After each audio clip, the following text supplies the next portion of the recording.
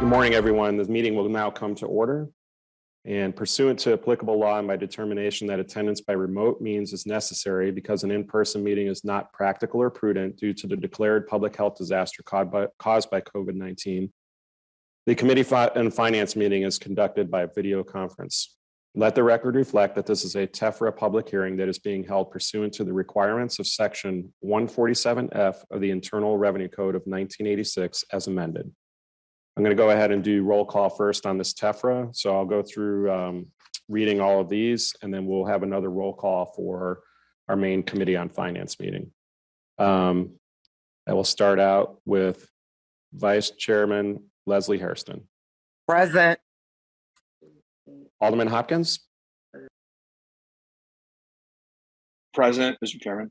Gotcha. Alderwoman Dowell. Here, Mr. Chairman. Alderwoman King.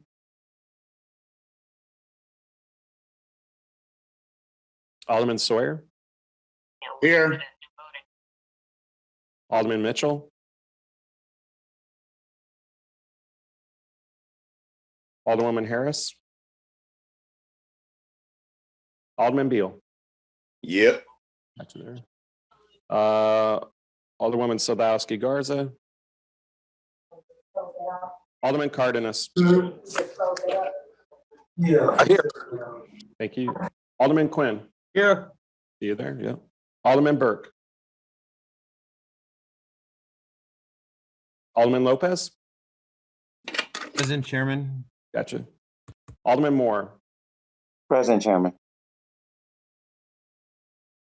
Alderman Curtis.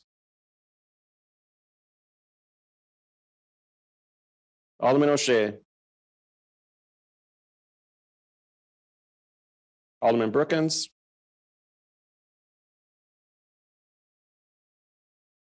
Alderwoman Tabares. Present. Alderman Scott.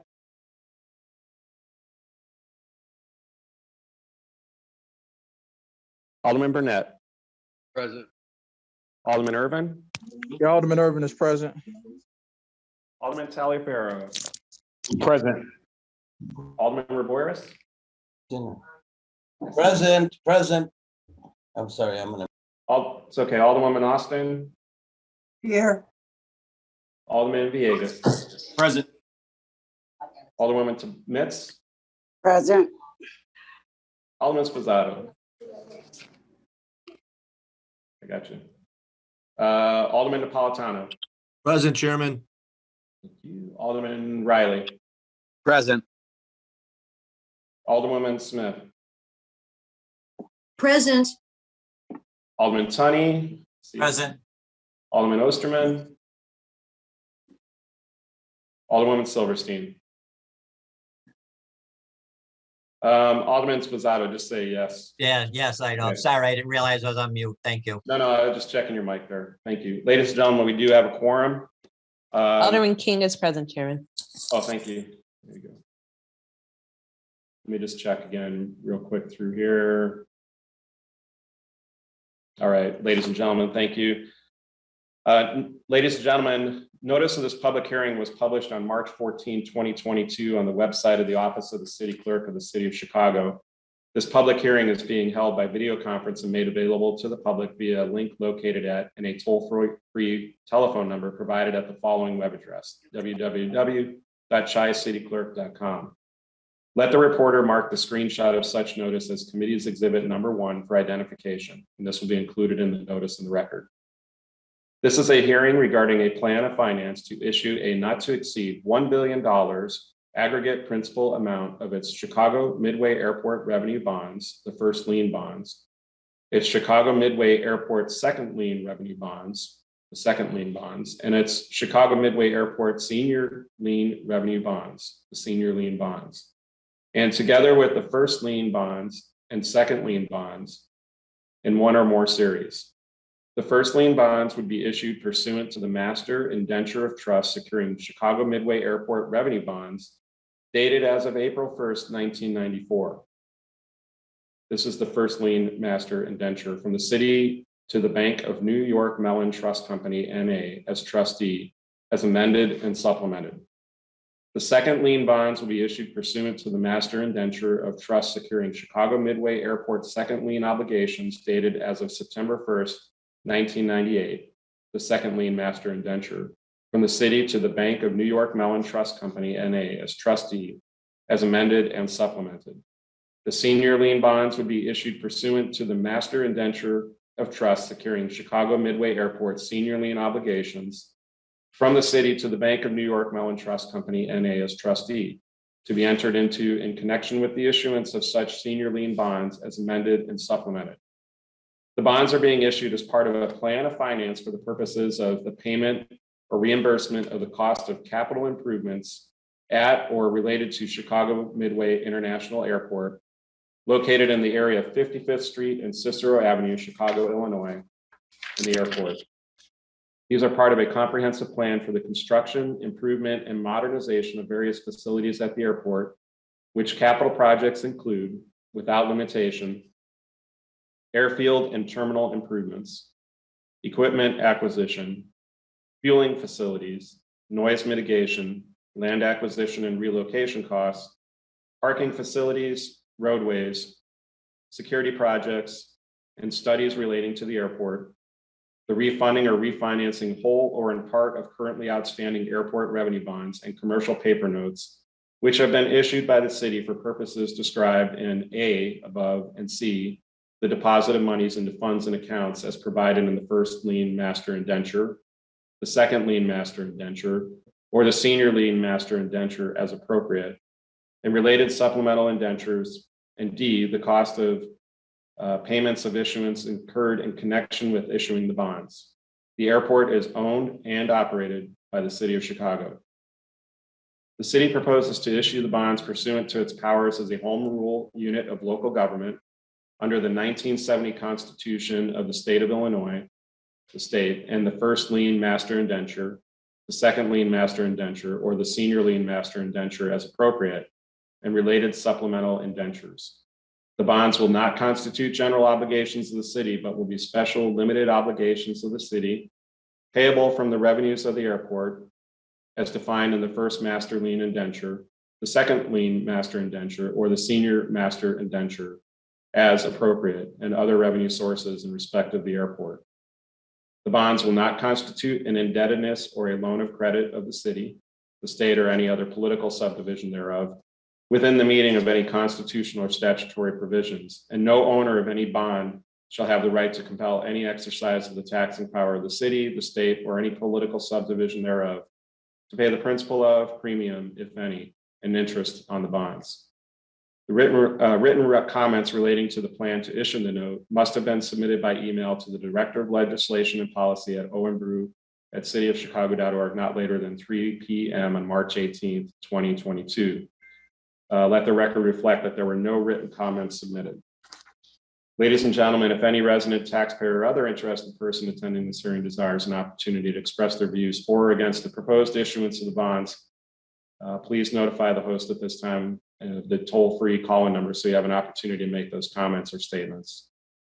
Is there any member of the public, taxpayer, or interested person who wishes to make a statement with respect to this matter? Let the record reflect there's. Chairman, there is one hand raised. Oh. Hold on, I can't, let me see if I can pull it up. Under attendees.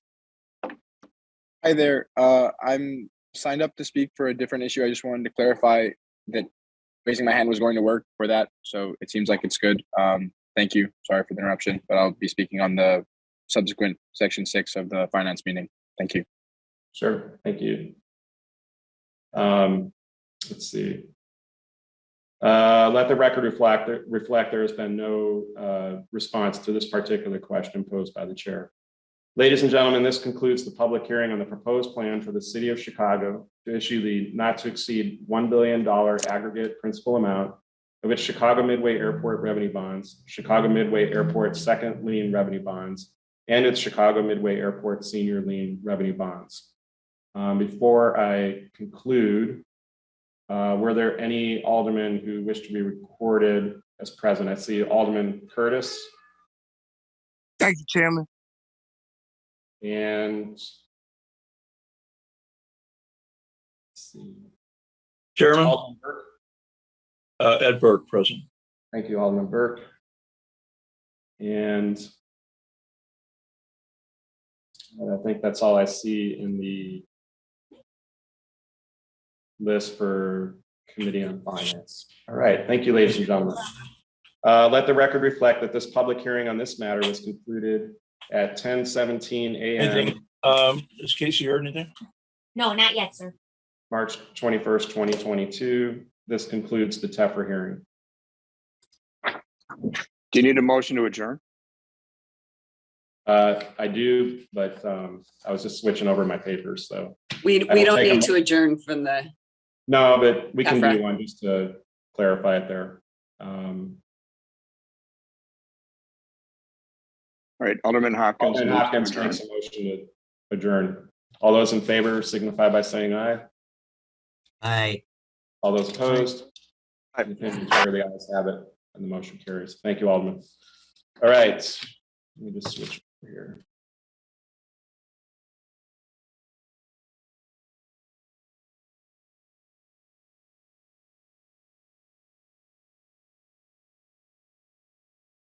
All right, good morning, ladies and gentlemen.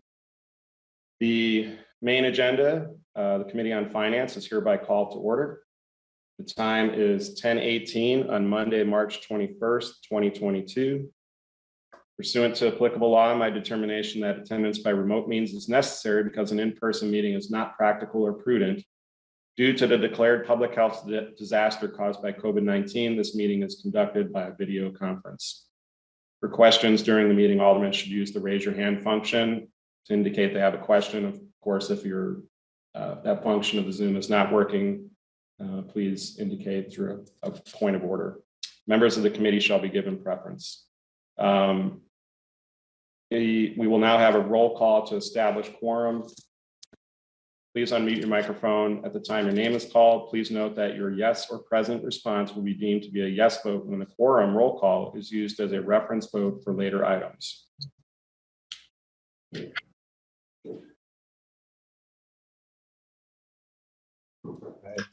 Chairman Wagstaff is present. Vice Chair Hairston. present, Alderman Hopkins. Present. Alderwoman Dowell. Here. Alderwoman King. Present, Chairman. Alderman Sawyer. Here. Alderman Mitchell. Present. Alderwoman Harris. Alderman Beal. Yep. Alderwoman Sadlowski Garza. Alderman Cardenas.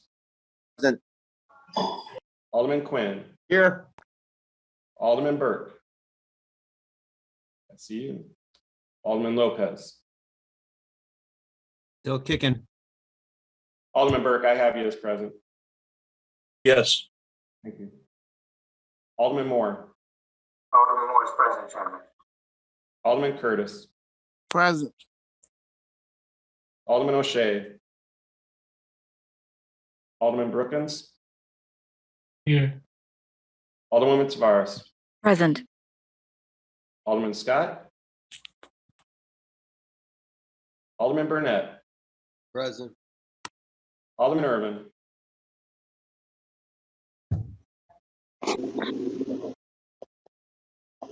Alderman Taliaferro.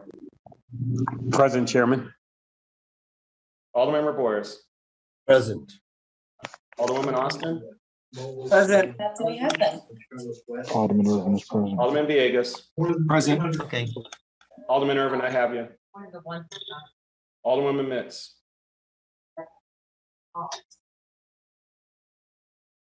And Alderman Spizzato. Nick Spasato's here. Alderman Napolitano. Present, Chairman. Alderman Riley. Present. Alderwoman Smith. Alderman Tunney. Present. Alderman Osterman. And Alderwoman Silverstein. All right, ladies and gentlemen, we have a quorum for the Committee on Finance. We will have 3 public speakers today. The first person we will hear from is Juana Iris Castaneda.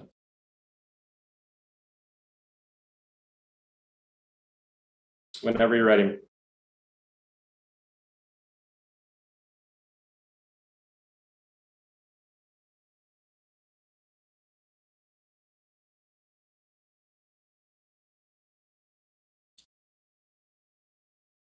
All right. Juana Iris Castaneda, you are unmuted. You just have to speak now.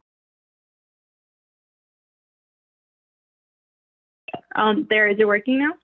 Yes, it is. Go ahead. Okay, cool.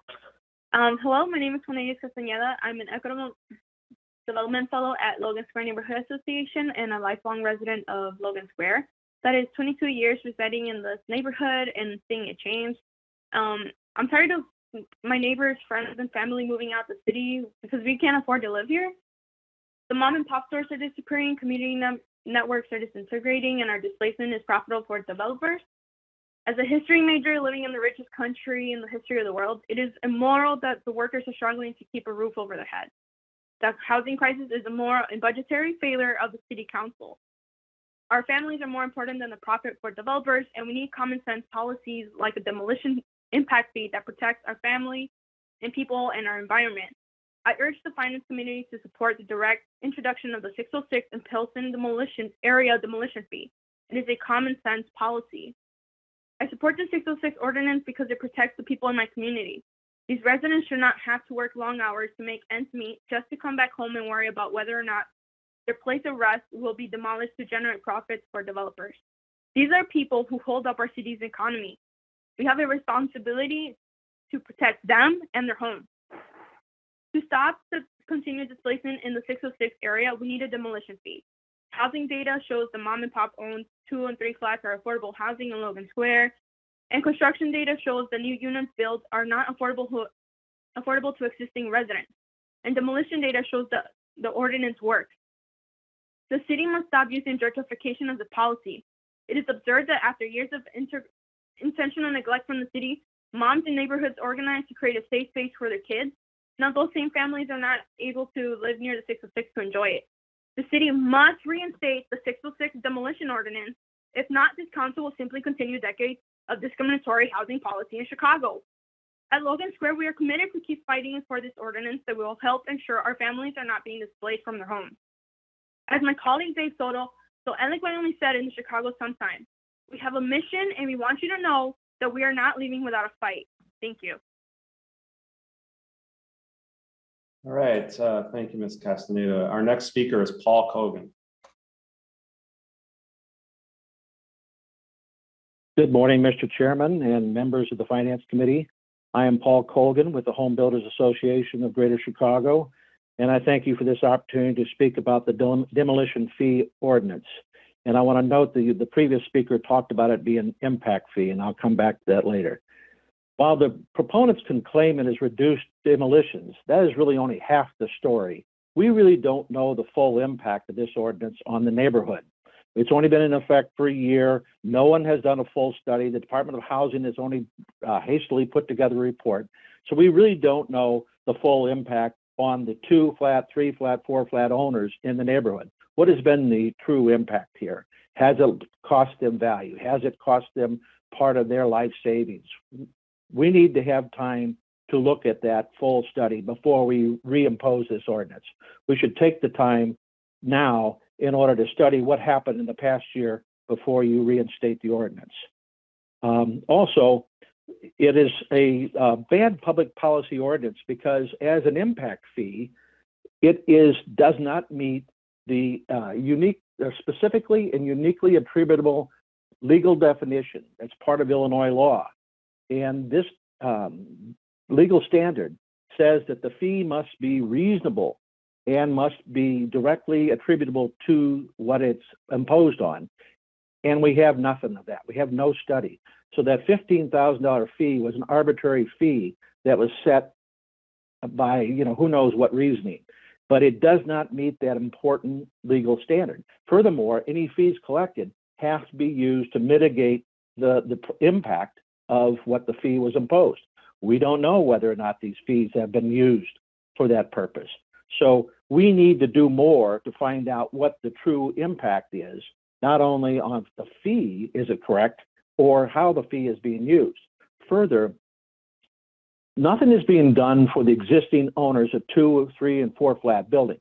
What are we doing in this neighborhood to help them, to preserve their properties, to rehab their properties, to improve their properties, to help them stay there? I'm not aware of any special programs that have been created for these neighborhoods. Finally, there's been no real community meetings around this ordinance. This was hastily done a year ago. This has been hastily brought in for renewal, but there's no hearing for the people who are directly impacted by it. There was no notice given to them. There was no opportunity for them to truly comment on it.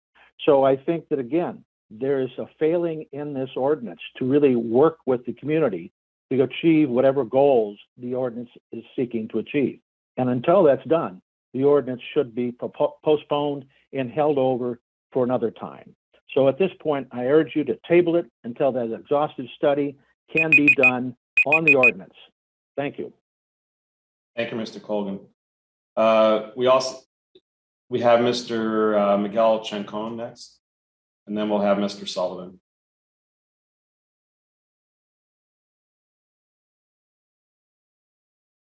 Yes, can you hear me? Yes, could you just state your name for the record, please? Sure. Yes, my name is Miguel Chacon. The floor is yours. Go ahead. Great, thank you. Thank you for the opportunity to speak today regarding the demolition ordinance. You know, before you vote on this policy, I really ask you to consider who this is really affecting. And it's not the developers you're affecting. Who you're really harming is the long-term owners who will bear the brunt of this ordinance. Everyday people like my neighbor, Mrs. DeLeon, who purchased a frame 2 flat on 21st Place over 20 years ago. And even then the building needed work and the building was leaning to the left, as she said. But she was happy to finally have a home for her family. Despite her best efforts to maintain the property, it's no longer structurally sound and she lacks the financial resources to make the repairs, making her home a likely candidate for demolition. She has received offers, but due to the demolition ordinance, they've all discounted the $15,000 fee right off the top. And for those who have a retirement account and save for their kids' education, $15,000 might not seem like a lot, but for Mrs. DeLeon, it is literally a year's worth of income. And this is who the ordinance impacts greatest: elderly owners whose homes represent a lifelong investment, retirement potential, and generational wealth that this policy ultimately robs them of. How tragic that the people who've created these communities and have, stayed through the pinnacle of crime and disinvestment will now miss their only opportunity to capitalize on their nest egg. And there are plenty of people like Mrs. DeLeon who use their home as a nest egg, including your colleague who recently put up his home on the market for $2.4 million, just one block north of the 606. In an interview that Alderman gave to the city, to Block Club Chicago, he stated that the market is good and he wants to take advantage of that to help his kids fund their education. The city and some supportive aldermen have stated that this ordinance is meant to prevent the loss of naturally occurring affordable housing. However, these communities, it's not like Lincoln Park or Lakeview or others along the north lakefront that are commonly referred to as the zone of affluence. None of those are being affected by this at all. And that's despite the fact that collectively, those communities have the highest number of demolitions and the highest loss of 2 to 4 unit properties than any other community. If preventing displacement is such a concern for this council, then why not enact a policy citywide or target the communities where the need is most apparent? The city talks about equity and inclusion. However, this ordinance only acts to further segregate our city by discouraging this investment within it. And let's be clear, Pilsen nor the 606 have ever had a demolition ordinance. Since 2018, 606 averaged 16 demolitions, and Pilsen averaged 8.75. For context, that's 3 times the number in the zone of affluence. The number was 3 times that amount. This ordinance is nothing more than political theater. It's trying to solve a problem that these communities just do not have. And the aldermen in these communities have repeatedly stated that they believe in a community-driven zoning process, yet no alderman has held a single community meeting, posted any kind of information on their website or Facebook pages, and they've all failed to involve their constituents or be transparent. The facts clearly demonstrate that this is nothing more than modern-day redlining masquerading as an anti-gentrification policy. And I kindly ask that you not extend it based on the process on what is fair to everybody. Let's work together to create more housing options, not hurt the people that can least afford it. Thank you. Thank you, Mr. Chancon. Next up, we have Mr. Sullivan, for the Sergeant at Arms. He had come in and got late notice, but Mr. Sullivan, you're up. Hi, thank you. First of all, I'd just like to underline, in terms of what the last speaker finished off with, that it's very painful when people Mr. draw Sullivan, Can you hear me? could you just state your name for the record, please? Yeah, would you mind resetting the time? Go ahead.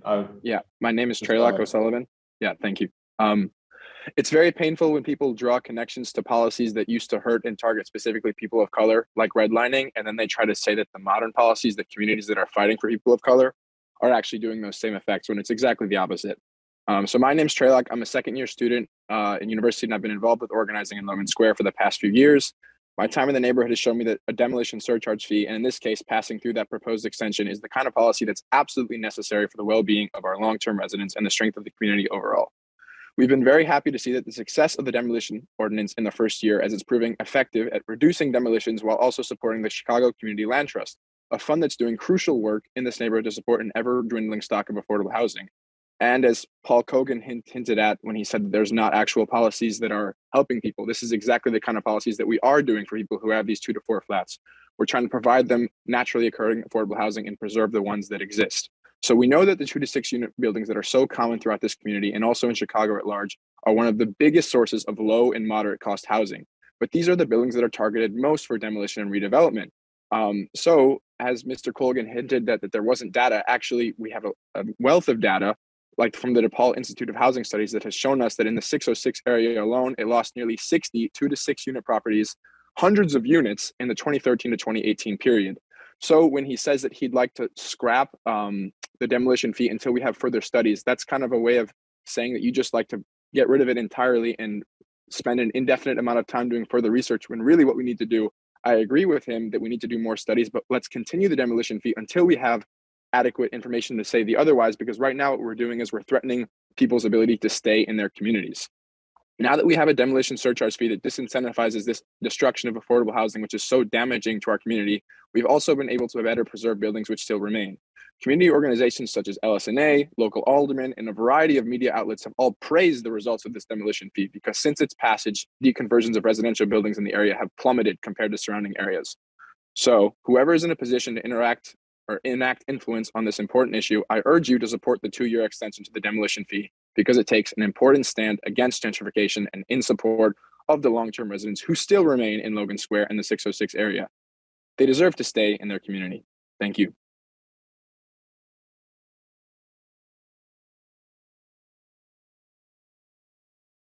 All right, ladies and gentlemen, that concludes the public comment period. We're going to move on to the Rule 45 report. Item number 1 is the approval of the Rule 45 report from the February meeting. Does anyone have any changes or questions? May I have a motion to approve the report? So moved, Alderman Lopez. Alderman Lopez has a motion to approve the report by the affirmative vote of all members present for the roll call used to establish quorum. All in favor signify by saying aye. Aye. All those opposed? In the opinion of the chair, the ayes have it and the motion carries. Moving on to Department of Housing items. Item number 2 is a communication recommending a proposed ordinance concerning the authority to enter into and execute an intergovernmental agreement with the Chicago Housing Authority to reallocate a portion of the city's 2022 unused tax-exempt bond volume cap to facilitate financing of affordable housing at 3030 West 21st Place in the 24th Ward and 3700 West Congress Parkway in the 28th Ward. We are joined by Kara Breams from Department of Housing for testimony on this matter, and would like to reserve the right for Alderman Urban and Alderman Scott Jr. to close on the matter. Ms. Breams? Good morning. Just sharing my screen. Okay.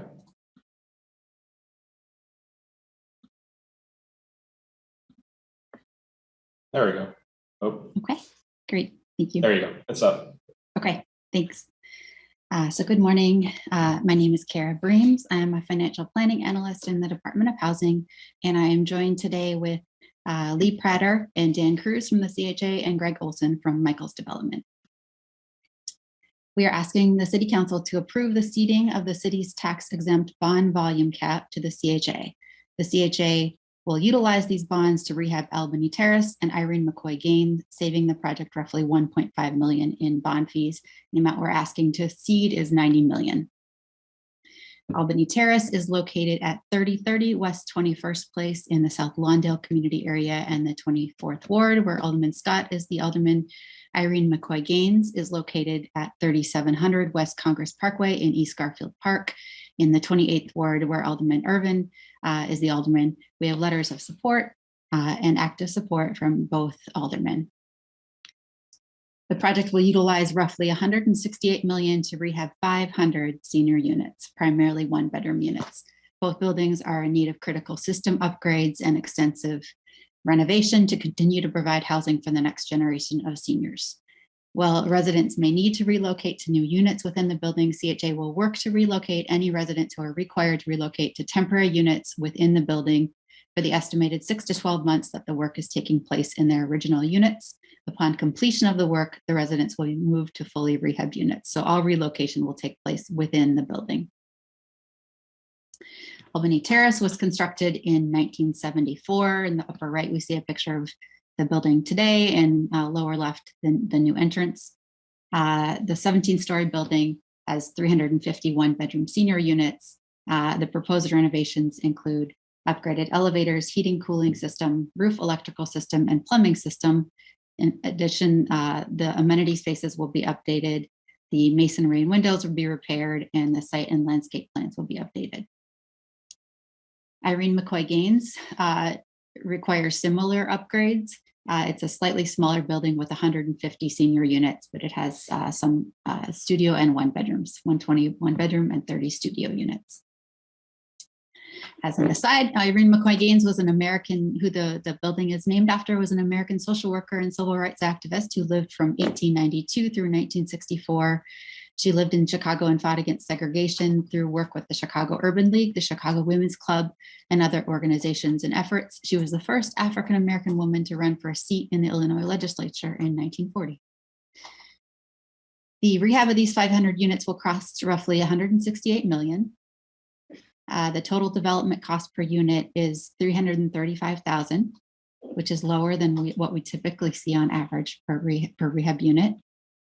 The bond cap seeded by the city will enable the project to generate $7.3 million in 4% or non-competitive low-income housing tax credits, which the city will issue. And those tax credits will generate roughly $67 million in equity for the project. It's worth noting that the city will not be providing any additional funds to finance this project. So there will be no multifamily loan funds provided to the projects. It's only the bonds and the non-competitive tax credits.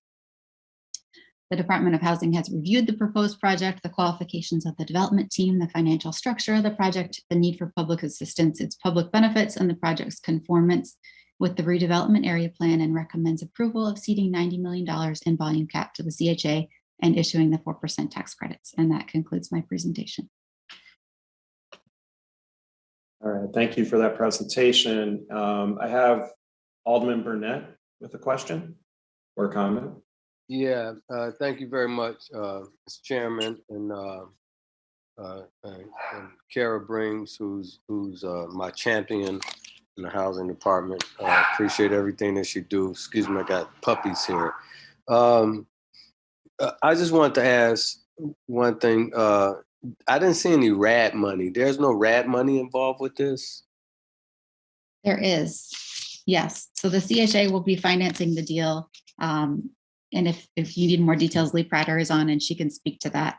But yes, the project will be funded with RAD. Okay, I didn't see that in that chart. I saw the CHA loan. Would you consider the RAD as part of the loan? Well, the RAD will be providing the subsidy, so it doesn't show up necessarily. Oh, okay. Yeah. Can you go back to that page? Yeah. Maybe I haven't. So it don't show up on the sheet because it's providing a subsidy. Okay. Just I know a lot of these buildings are using a lot of RAD money to do these things. Okay. So I just want to commend both of my colleagues on this. And I want to commend all of my colleagues on the west side and the south side. I think, these several years, we have seen so many affordable housing projects come before this body.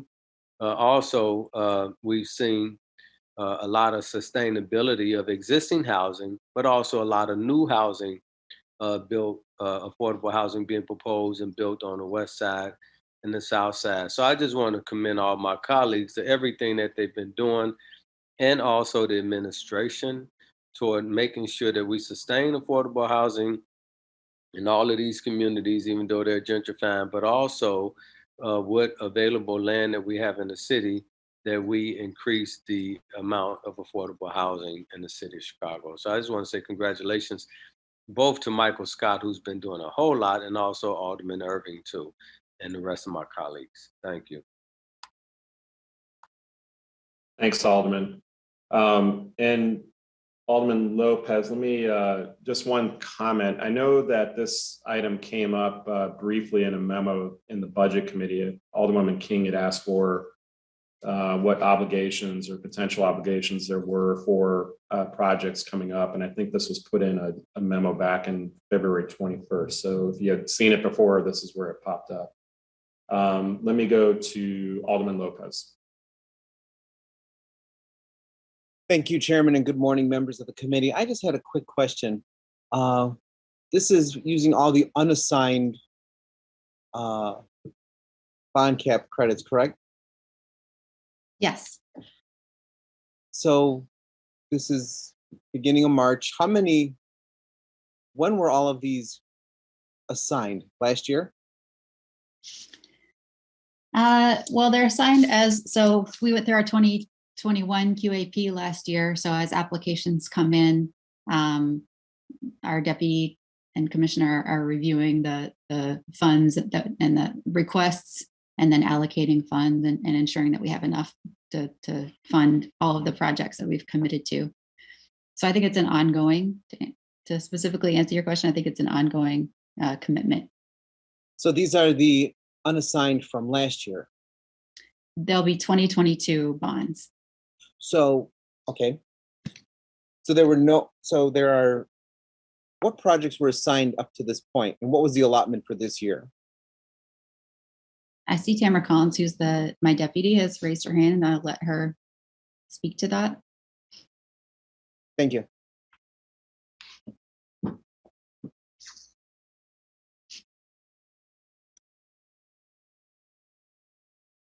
I'm sorry, I'm trying to. Can you go ahead and speak, or are you blocked there? Can you hear me okay? Yes. Okay, go ahead. I'm sorry, can you repeat the question? I had to log out and log back in. What projects were assigned? No worries, Ms. Collins. So my question is, these are using the unassigned caps for 2022. How many projects were assigned for this year, and how many were we given for the whole year to have at our disposal? So generally, we get about $270 million in volume cap, and we have a carryover of 3 years for each year that we get volume cap. So in this case, these will actually be using coming out of the 2019 pool, because those expire by the end of the year. So we're trying to use the ones that are the oldest first. So since we already have, we're seeding volume cap, so we're seeding 2022 volume cap. But in general, when we are actually doing a deal, we use current volume cap that we already have. So for example, I'm closing Park Boulevard 3B, which is a bond deal. And because it's city issuing those bonds, we'll be using 2019 volume cap. Because those will expire at the end of the year, and we'll move those out. But for seeding volume cap, that has to be a volume cap that's not assigned. So in this case, it'll be 2022 bonds on this one. So we have unused availability going back to 2019, correct? Yes, but there are projects that came in our 2019 funding round that are in the process of closing. And so we're using volume cap for that. And then there are projects that came in this funding round, which is 2021, because we had a preservation track in order to use volume cap, that are coming in this round, that we would also be able to use the 2021 and 2019, 2020, and 2021 volume cap. Sorry, I'm trying to make sure I'm getting all those years together. No, I get it. I appreciate it. So every year for 3 years, we have $207 million worth. Yes, we get So that would, every year. would it be possible, Chairman, to get through the committee for the last 3 years, what like the schedule and track was for the $207 million worth of availability for every year, and to see how the carryovers have been to where we're at today? Sure, I can get that to the chair. Awesome. Thank you, Chairman, and congratulations to my colleagues. Thank you, Ms. Collins. Hold tight there, because you might have another question. Alderman Sawyer. Thank you, Chairman. Just a very, very quick question. I'm just getting some clarity on this, and I fully support the initiative, but I had to ask this question. How many is a certain number of studios, a certain number of one-bedrooms that are involved in this project? Is that correct? Yes. And I think it was the majority, is it majority one-bedrooms? Yeah. What is that? It's majority one bedrooms. Yes. Okay. There's and a per unit cost is $335,000 per unit. Mm-hmm. Wow. Okay. I'm just getting some clarity on this. Just sold a house a block away from me for $360, fully rehabbed, and I was just curious. I guess it just seems a bit odd to me. That's all. It's a high unit per unit cost. That's all. Alderman, Ms. Collins has her hands up. Maybe she can answer that too. Oh, and yeah, that would be great. Thank you. Sure. Let me just speak to that quickly. Because the per unit cost on affordable housing comes with a lot of things that your single does not come with. So there are a lot of reserves that are required. There are a lot of soft costs that are required that your single family house just doesn't require when it closes. So I understand those things onto a per unit cost, that's where that number starts escalating. I understand. Thank you. I was just trying to get a little clarity on it, but I do support it, but I just wanted to get a little more understanding about it. Thank you. You're welcome.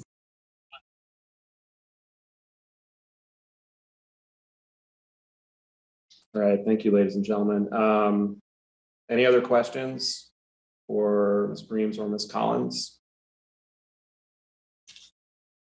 All right. I thought we had Alderman Urban on here, and then might have hopped off unless he's on a phone number, but hold 1 second, please. All right, he's not on there. All right. I think they have letters of support available on this, so they did ask for it to be passed. May I have a motion to approve this item by the affirmative vote of all members present for the roll call used to establish quorum? So moves, Alderman Curtis. Alderman Curtis, so moves. All in favor signify by saying aye. Aye. Aye. All those opposed? In the opinion of the chair, the ayes have it and the motion carries. All right, thank you both for that information. We're going to move on to Department of Planning and Development. Give me 1 second, please.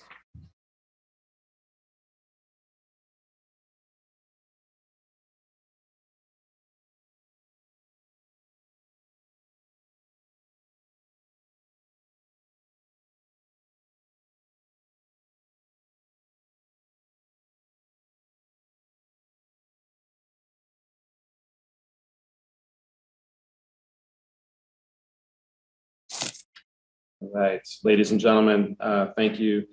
Item number 3 is a communication recommending a proposed ordinance concerning the authority to enter into and execute an intergovernmental agreement with the Chicago Board of Education to provide tax increment financing funds for replacement of mechanical system, a roof and certain masonry at Willa Cather Elementary, located at 2908 West Washington Boulevard in the 27th Ward. We're joined by Ivan Hansen from CPS for testimony on the matter, and Alderman Burnett will close on this issue. Mr. Hansen, are you ready? Yes, thank you, Chairman and members of the Finance Committee. For the record, my name is Ivan Hansen. I'm the Chief Facilities Officer at Chicago Public Schools. I'm also joined by Tim Jeffries, the Deputy Commissioner, Department of Planning and Development. I'm here today to request your approval of an intergovernmental agreement that provide the Chicago Public Schools with up to $8.9 million in TIF assistance for 2 projects at Cather Elementary School. One being a mechanical system replacement, and number 2, a full roof replacement, and targeted masonry repairs. Next slide, please. Here's a map showing the general location of the school within the city. The school is located at 2908 West Washington Boulevard in the East Garfield Park community and the 27th Ward. It is situated within the Kinsey Industrial Corridor TIF district. The school is bounded by Washington Boulevard to the south, Francisco Avenue to the east, Maypole Avenue to the north, and Sacramento Boulevard to the west. Here's a view of the school's main entrance on Washington Boulevard and pictures of the school's existing mechanical systems and roof. Cather Elementary is a neighborhood school serving over 300 children in the pre-K through 8th grade. The mechanical project includes replacing unit ventilators for heating and cooling, including building automation systems and selected controls. And also replacement of the selected heating and cooling systems include a new chiller and electrical infrastructure upgrades. The roof and masonry project include replacing the entire roofing system and performing the targeted masonry repairs and targeted interior finish upgrades due to water infiltration. Next slide. If approved, the intergovernmental agreement would authorize up to $8.9 million in TIF assistance, which would finance the entirety of the project. The next slide is you'll see illustrating the new mechanical systems may look like. And the completion of this project is scheduled for winter of 2024. I thank you for consideration of this request, and I'm available to address any questions the committee may have. All right, thank you, Mr. Hanson. Are there any questions on this item? Alderman Burnett? Oh, actually, hold on one second. Alderman Lopez. Thank you, Chairman. Just a quick question for CPS. What is your capital improvement budget for the year? Our current one that we're in the cycle of right now, it is the capital improvement is about $568 million. And how many projects outside of that are on the docket? Right now we're trending about 542. So your total capital needs to be about $1 billion, correct? You are correct. So what is your anticipated TIF request for this rest of this budget cycle and for the first half of this next budget cycle lasting through 2022? We can get that information back to you through the chair. Okay, thank you, Chairman. Thanks, Alderman. Alderman Burnett, ready? Yes, thank you, Mr. Chairman. I'd like to commend the mayor's office and also the Board of Education on utilizing TIF dollars to help with this school in my ward. This is another example of what I would call leverage development, where this is in the Kinsey TIF, which the Kinsey TIF encompass the Fulton Market area. So this is a healthy TIF because of the development we have going on in this community. So this is another way of showing or doing things from the area where there's a lot of development happening, a lot of tax dollars are being spent, but that money is going back into the west side and other needed areas. Not only in my ward, but also it's going to help. Generally, a lot of money come from this TIF to help balance the city's budget. So I'm just blessed to be in the community to have this, and happy to be able to help our school and other schools that's going to be helped also. Thank you. All right, thank you, Alderman.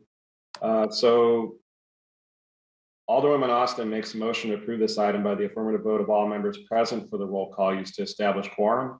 All those in favor signify by saying aye. Aye. All those opposed? In the opinion of the chair, the ayes have it and the motion carries. Thank you, Ivan. I know you have another one coming up here too.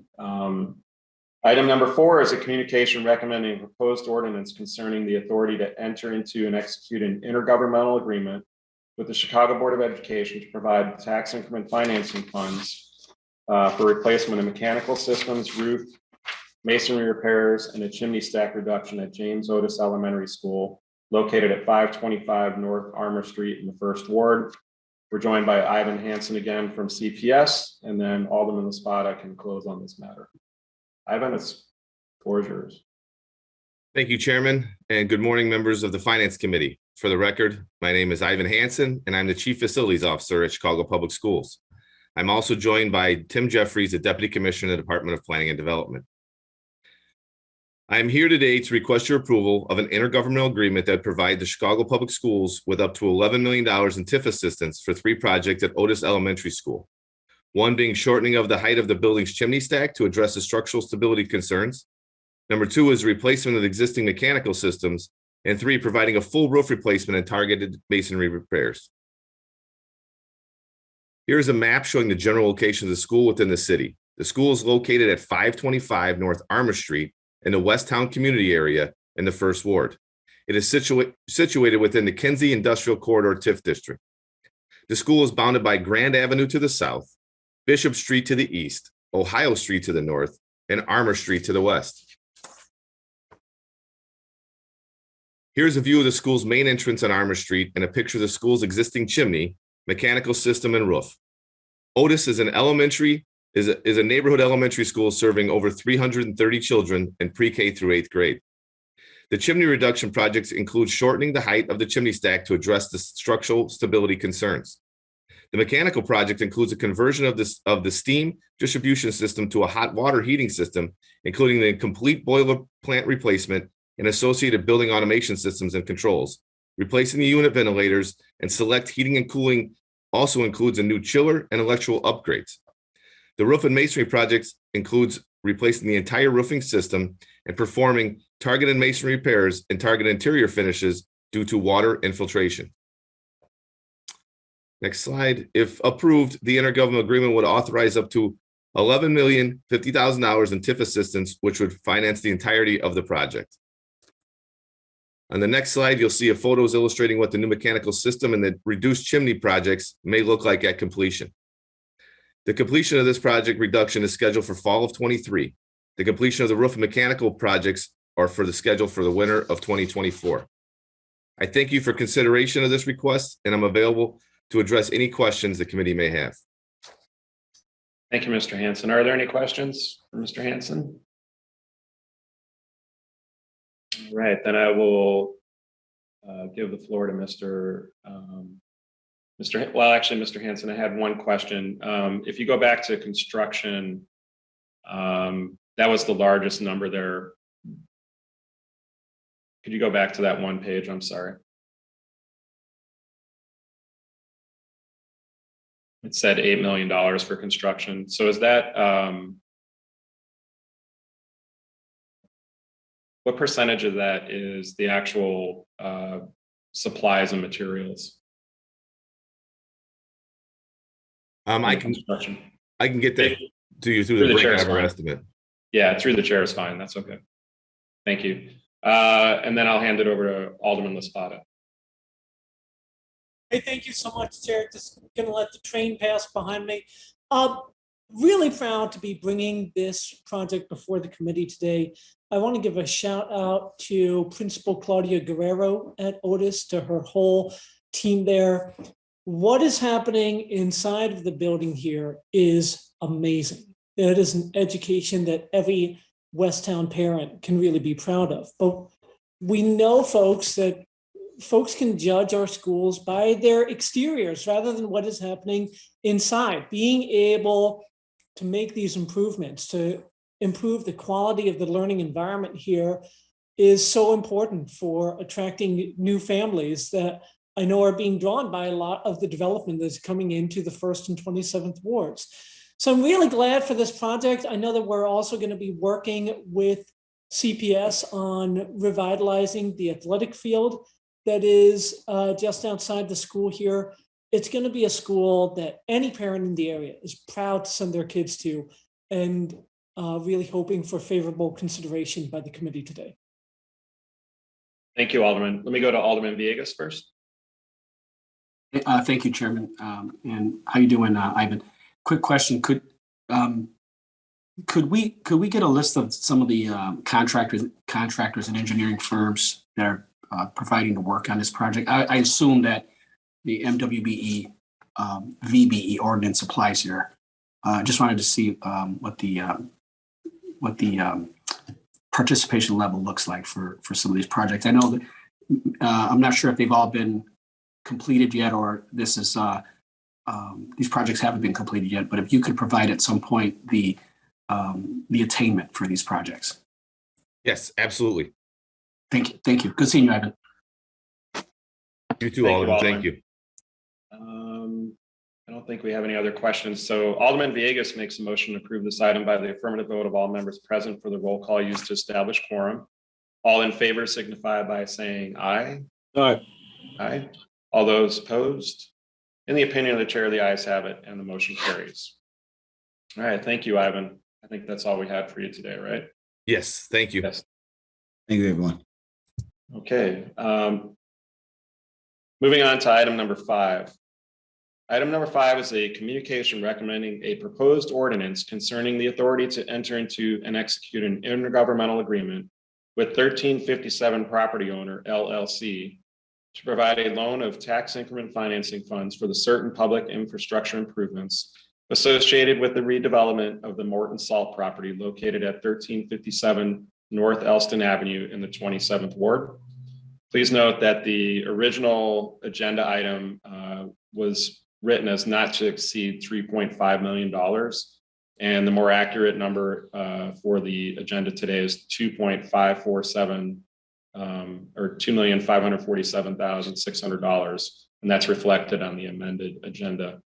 We're going to be joined by Tim Jeffries to present testimony on this matter. And then Alderman Burnett can close on this item. And Mr. Jeffries. Hi, good morning, Chairman Wagasback and members of the Finance Committee. For the record, my name is Tim Jeffries, Deputy Commissioner in the Department of Planning and Development. And I'm here today to request your approval of a redevelopment agreement between the city and 1357 Property Owner LLC for the purpose of making an interest-bearing TIF loan that will be used to make public way improvements associated with the former Morton Salt facility, now known as the Salt District. These improvements are in the vicinity of the Salt District located at 1357 North Elston in the Westtown community area and the 27th Ward. Highlighted here is the Salt District property just south of the intersection of Elston and North Avenue. The Salt District is currently being redeveloped by Blue Star Properties into an approximately 97,000 square feet mixed-use facility with a live music venue, retail, and office spaces. It is important, however, to note that the Salt District project itself is not subject to this RDA, which is limited to the public infrastructure improvements.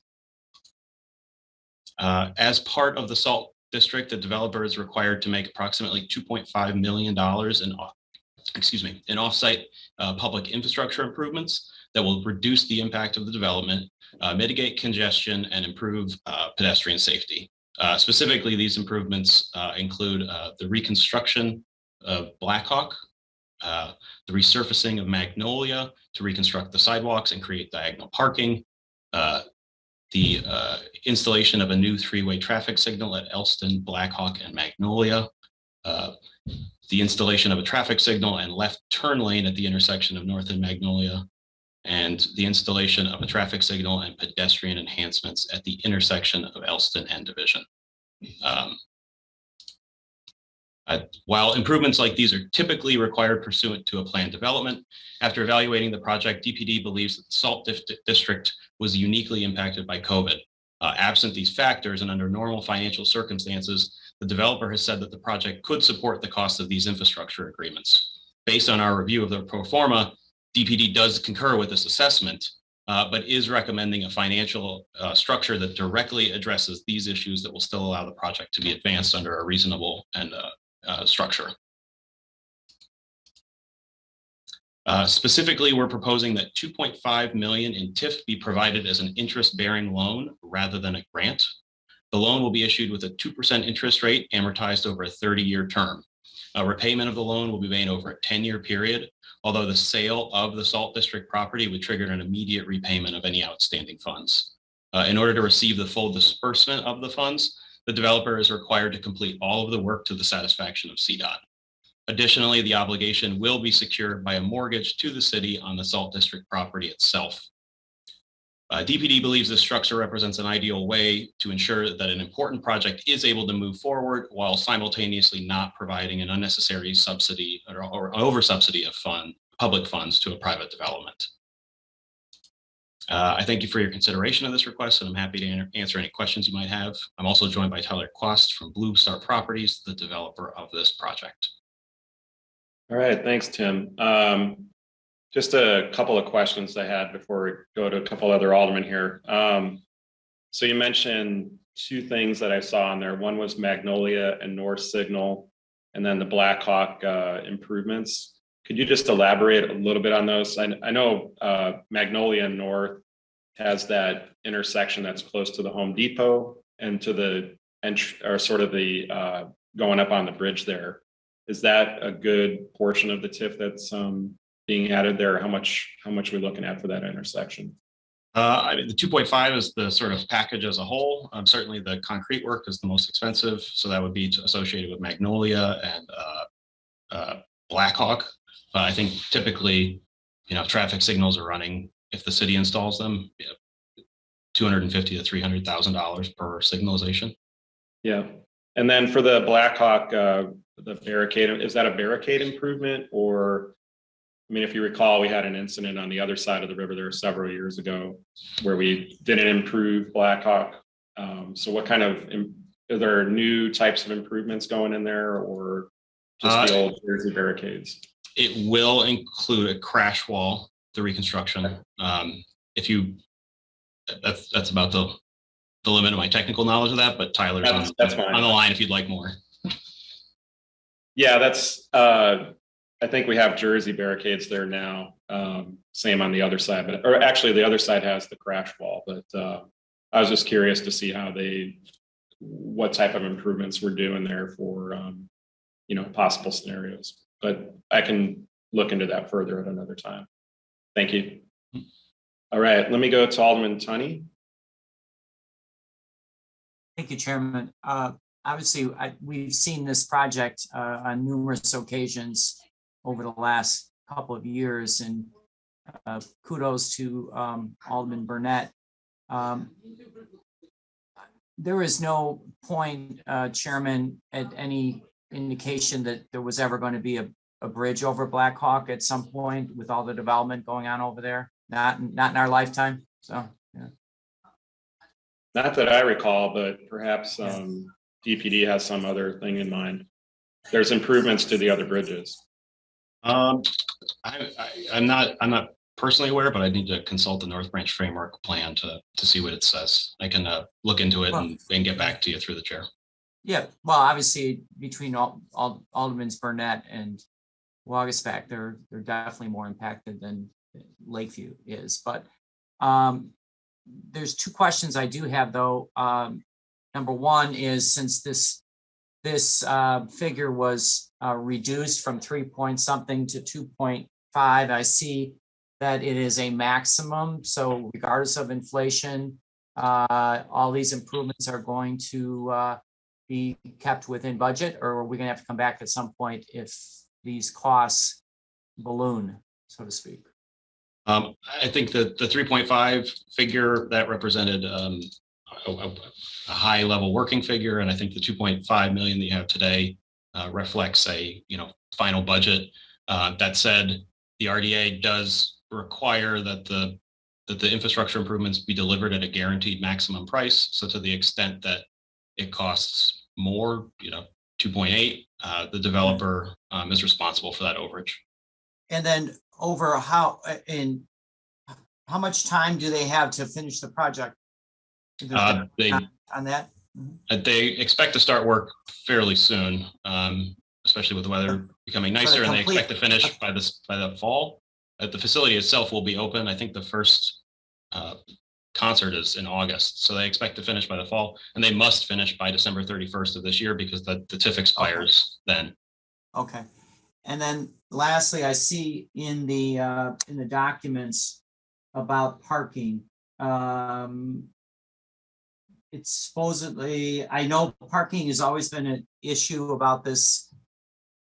Tell me how, given the fact that it's a 95,000 square foot arena, tell me the number of parking spaces and what is that plan that supposedly is in the title policy? I'll have to defer to Tyler, but I think that I'll have to defer to Tyler. I'm not sure about the details of the parking. Tyler, if you could state your name and title and then go ahead. Tyler Quast, Blue Star Properties, COO. Alderman Tiny, thank you for the question and the time. The parking constraint per the PD that was amended is 1 per 10 viewers. So our capacity is going to be right around 4,000. So we'll have 400 parking spots accommodated for this. And Tyler, first of all, thank you for the investment, number one. In the title policy, though, is where are the 400 spaces? Because where is it going to be? There has to be In what proximity of the it's spelled out in the PD directly, but I believe it's within roughly 500 feet. Don't quote me on that, but it's approximately in that range. And you've got you've obviously opening in this year, so yeah, we've got a number of sites that we're working through right now, and we anticipate fully, having everything fully provided for. So primarily, I would assume it's going to be valet primarily, and to locations that are within 500 feet of the arena. That's correct. Up to 400 is the zoning requirement. Okay. Correct. That's it. Okay. Good luck. Thank you. Thanks, Alderman. Let me go to Alderman LaSpada, and then I'll have Alderman Burnett wrap up. Hey, thank you so much, Chair. And actually a good segue, because one of the best ways to get to the salt shed is actually not driving, it's taking your bike. I think a lot of folks miss that Elston is one of the most unsung but quickest bike routes in the city. But it does bring me to an infrastructure piece I wanted to ask Tim about, which is at that Magnolia Blackhawk Elston intersection. And I think going down either Blackhawk or Magnolia, you have that, I think now defunct rail line that also crosses Elston there. That is a heck of a speed bump. And I'm wondering, as it continues to kind of degrade, if there is a part of this infrastructure plan that includes taking those rail ties out of the ground for kind of a smoother, more comfortable experience for drivers and cyclists alike. I don't believe it's part of this.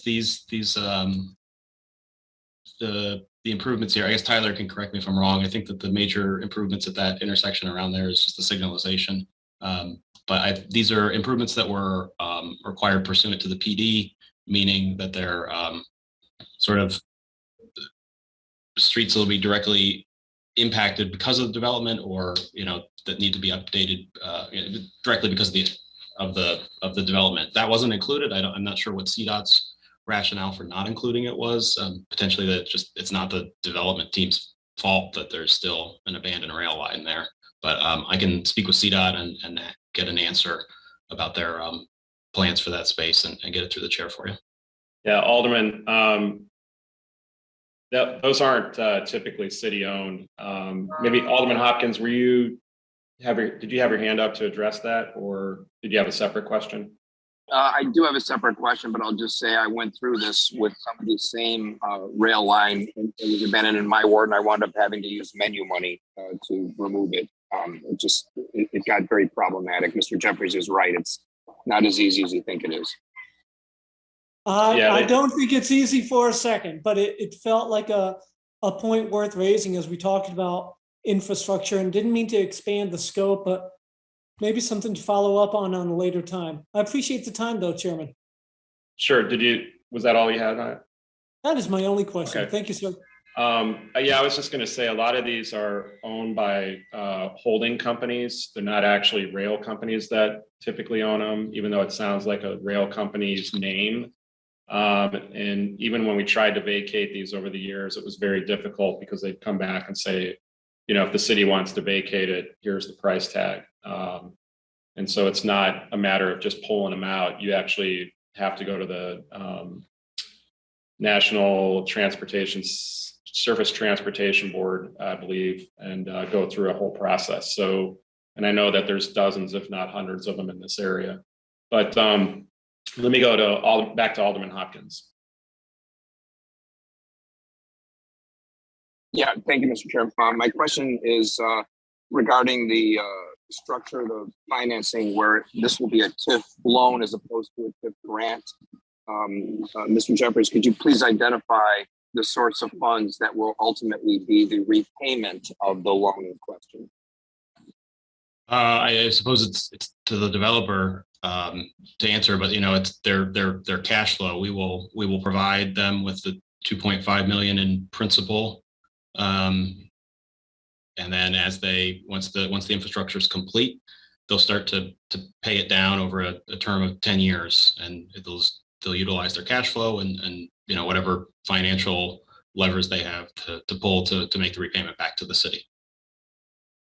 Okay, so do we have a date certain when the repayment commencement will begin? I think we have it's more like a target month, I suppose. It's 10 years after the issuance of the certificate of completion, which we anticipate will be in the autumn of this year. All right, So and as long as 2030. as long as they repay it on schedule, you're not concerned, obviously, with the source of the money they used to repay it, as long as they repay it on schedule from their own private funds. That's correct. Okay, thank you. That's all, Mr. Chairman. I support this project. Thank you, Alderman Hopkins. Alderman Burnett. Yeah, thank you, Mr. Chairman, members of the committee. So, Tim, do you know how much increment that's going to come from this project to the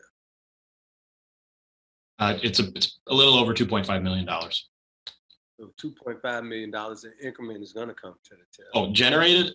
Oh, I think that over the next 10 years, it will probably, the TIF district's going to expire, so it'll just be funds that go back to the tax levy as a whole. But my recollection is that it's going to be about $6 million over a 10-year term. Okay. So this is a win-win situation in many different ways. One, we're going to get increment, and we're going to get tax dollars when the TIF expire. The city's going to benefit off of that from this development. Two, we're going to get a lot of tax dollars once this development is up and they start having folks to come to the retail, but also come to the shows that are there. Three, there's jobs created.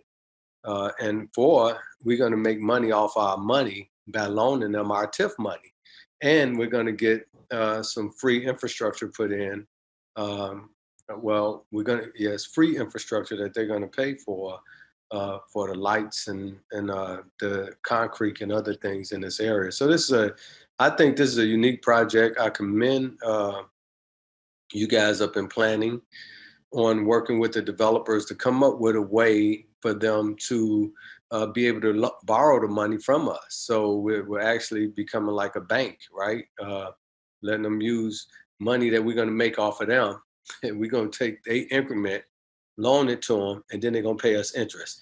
I think that's a great deal. I support this project, and I hope that my colleagues do also. Thank you, Mr. Chairman.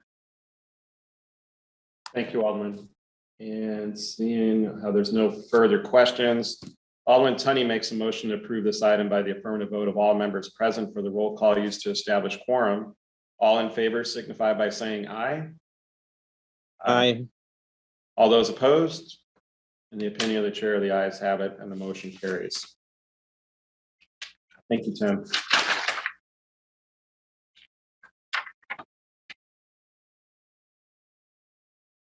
Second, ladies and gentlemen.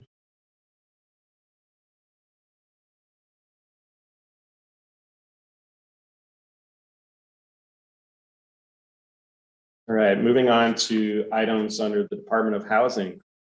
Item number 6 is a communication recommending a proposed ordinance concerning the authority to extend the demolition permit surcharge ordinance until April 1st, 2024.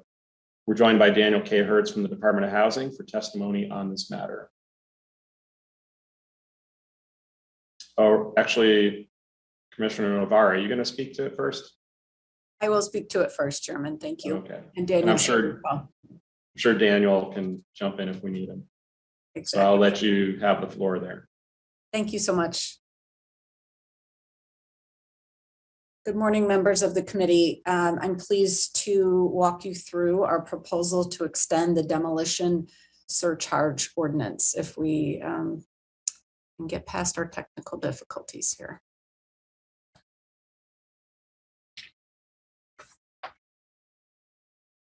Yeah, it was up there for a second on the smaller frames. Try it one more time.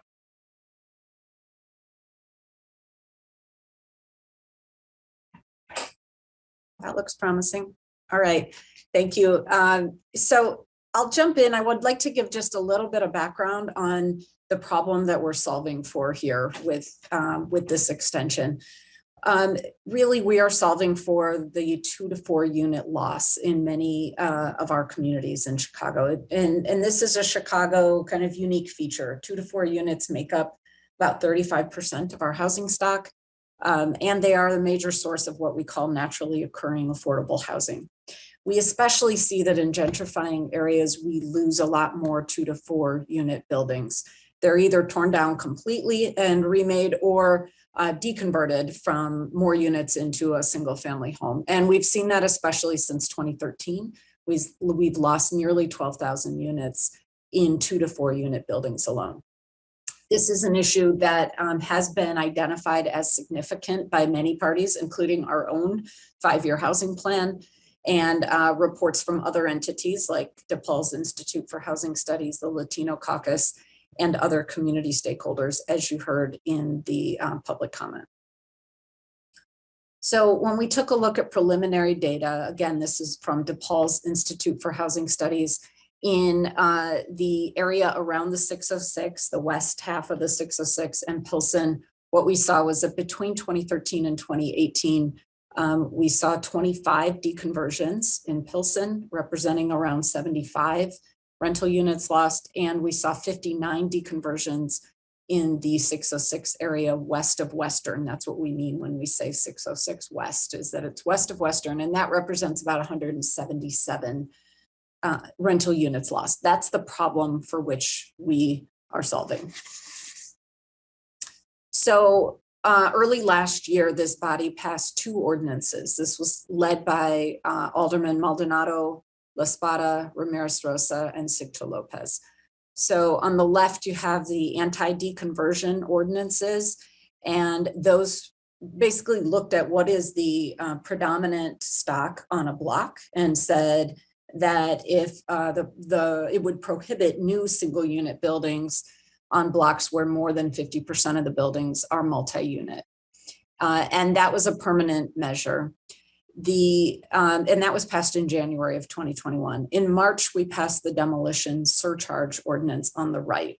That established a surcharge of $15,000 or $5,000 per unit, whichever is greater, on residential buildings. And that was a 1-year pilot. And so we are back to address that and to really update you on what we found over the past year and to seek an extension.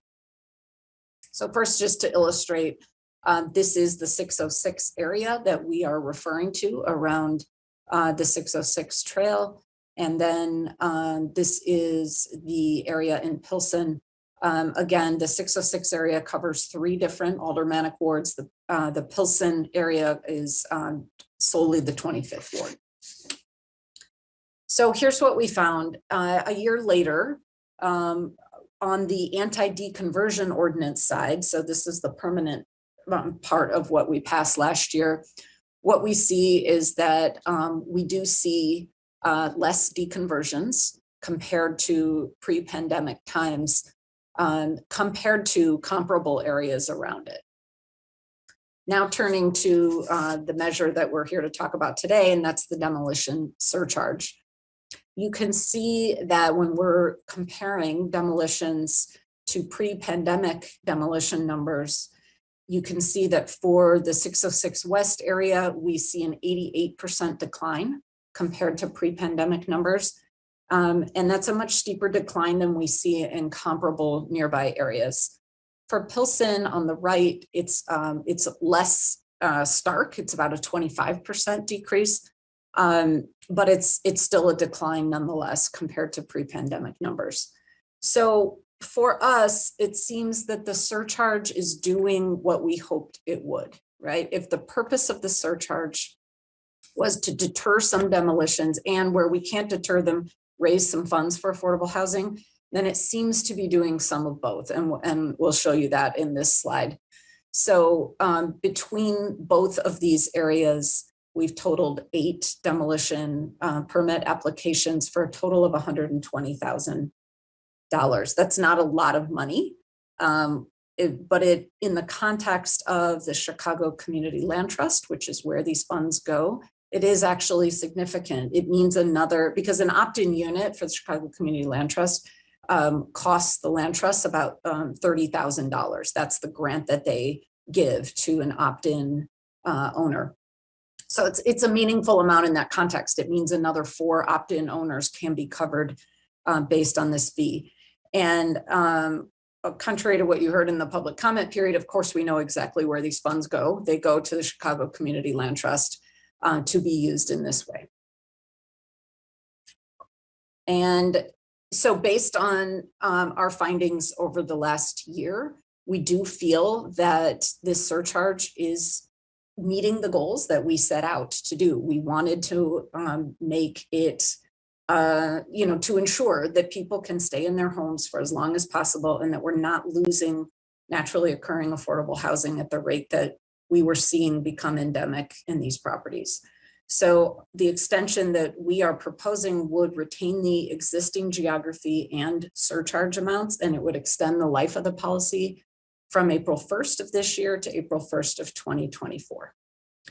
That concludes our presentation. Daniel Hertz and I are here to answer any questions along with Reddy Casa from the Law Department. Thank you, Commissioner. Let me go to Alderman Cardenas first. Thank you, Chair. I just had a question on numbers. I saw the graphs depicting the 606 differential almost to 80%, meaning a decrease of 80%. But I only saw $45,000 of fees versus Pilsen, which is 20% with fees of $75,000. How do you explain the differential where Pilsen's creating or generating higher fees, even though their numbers are 4 times less than what the 606 experienced? Sure. You're correct that the 606 area had 3 applications generating the surcharge and Pilsen had 5. The percentage decline is simply higher because of the numbers pre-pandemic. And what were those numbers? So Daniel, I don't know if you have more detailed numbers in front of you. I only have kind of the takeaway in front of me, but we can certainly get those unless Daniel happens to have them in front of him. I don't have them right in front of me, but I can get them to you, Chair. Also, in addition, in your graphs, you show McKinley Park with similar decrease of near the 606. But I don't show any kind of demolitions, at least on my end. I've not gotten notice of demolitions. Where's that coming from? So again, the graph that showed McKinley Park shows a higher decrease in demolitions than what McKinley Park would have shown pre-pandemic. So it in fact reflects your observation that you're not seeing a high number of demolitions, and that's what the graph is showing. It's a decline from pre-pandemic numbers. Yeah, give me through the chair the same numbers, because McKinley Park is not a hotbed of demolitions, or had been before pandemic. It's more of a new housing that we've experienced in the past, I would say 5, 6 years. In the past 6 years, a lot of new housing, but not demolitions. I'm interested to see your data. Thank you, Chairman. That's it. Thank you, Alderman. Alderman Lopez. Raymond Lopez. The original Lopez. Thank you, Chairman, and good morning, members of the committee. Good morning, Commissioner. I just had a few thoughts and questions and concerns about, and so do my dogs about this, excuse me. I'm First sorry, off- you had questions about your dog or the? My dogs are objecting as well, forgive me. Sorry, go ahead. Go ahead. It's all yours. I have a problem with this, and I think I vocalized this in the past. I'm going to vocalize it again. When you have individuals who have been in communities 20, 30, 40, 50 years and decide to try to cash in on their equity, as is the tradition of owning a home and creating generational wealth, fees like this steal that equity from underneath them. And we have seen, in my estimation, proof of that by the numbers you presented, showing that the decline in conversions, the decline in demolitions is having a real impact on the generational wealth of the owners of these properties that have been there. I understand, as you said, that this is about keeping people in their homes, that the 2 to 4 flats are the natural housing stock that we have. But the one thing that I never hear in this conversation, or any of the conversations like this, is about the owners of those properties, the people who have been in neighborhoods, good, bad, and ugly, for decades, for generations. And this concerns me. I feel like we are rushing this because this program expires in less than 10 days. And I think we should have, Chairman, had a more robust conversation to understand the true impact of this policy and not trying to force this in such a quick amount of time. That said, I do have some questions, starting with what I believe is the lack of notice to owners when these changes with regards to these approaches locally. What are your thoughts, commissioners, on the mismatched notification that seems to go on throughout the city where these projects are involved? Alderman, I'm not sure I'm understanding your question when you say mismatched notification. 50 wards, 50 kinds of interactions with the community, 50 different kinds of notifications to owners and impacted when it comes to whether or not we are having these kind of restrictive policies or not restrictive policies. Do you think that causes a problem overall for the ordinance and fees such as this?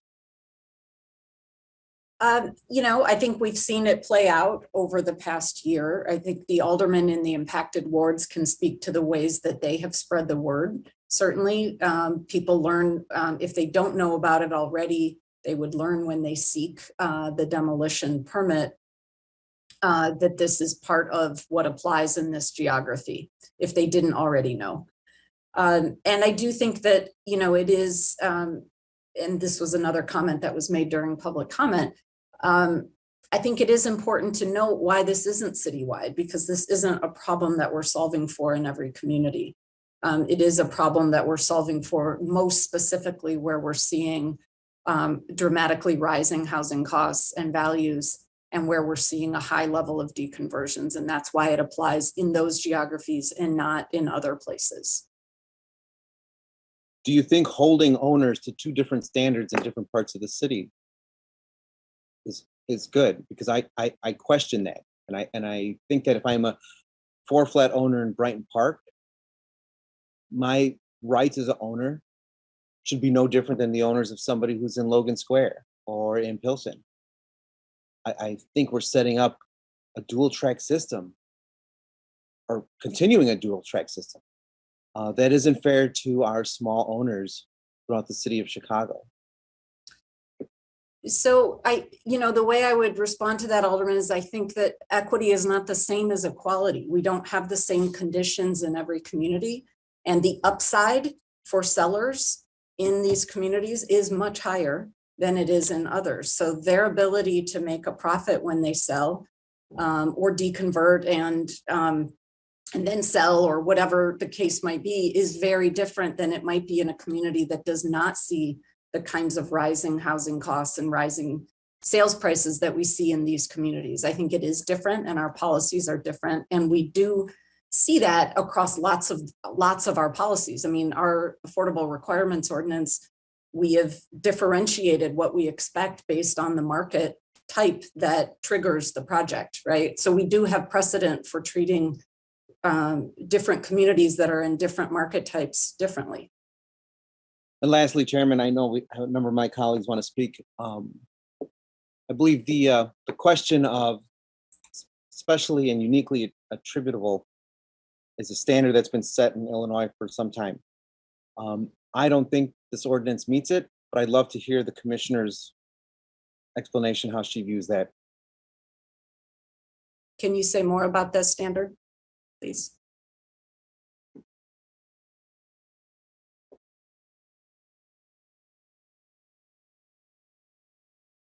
Alderman Lopez?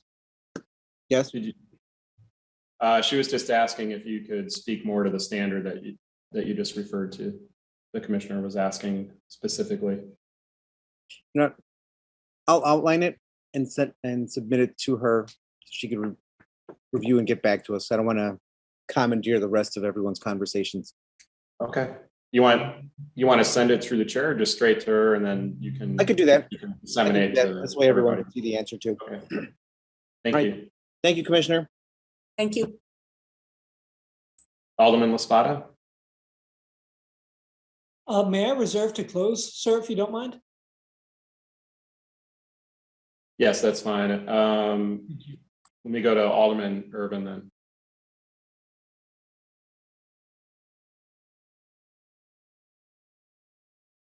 Thank you, Mr. Chairman, and members of the committee. Wanted to be recorded for roll call, and second, as it relates to this ordinance, how much are the fees that we're charging to go with this?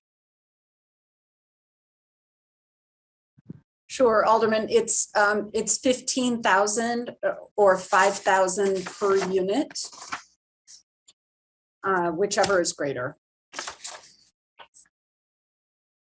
Okay, thank you much. Thank you, Mr. Chairman.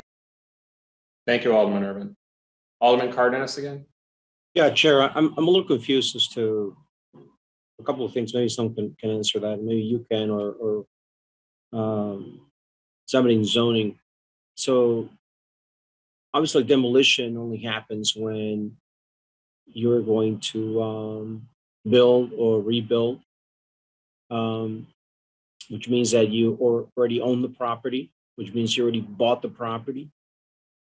And I guess I'm just speaking to somebody who can confirm that. So if somebody wants to sell a floor flat, it can do that. The floor flat, I don't think it has any preconditions for that sale to occur, and for the downzoning or upzoning to take place. Am I correct? That's right, Alderman. It's not accurate to say that this necessarily hampers the equity that a long-term owner would have if they tried to sell their property.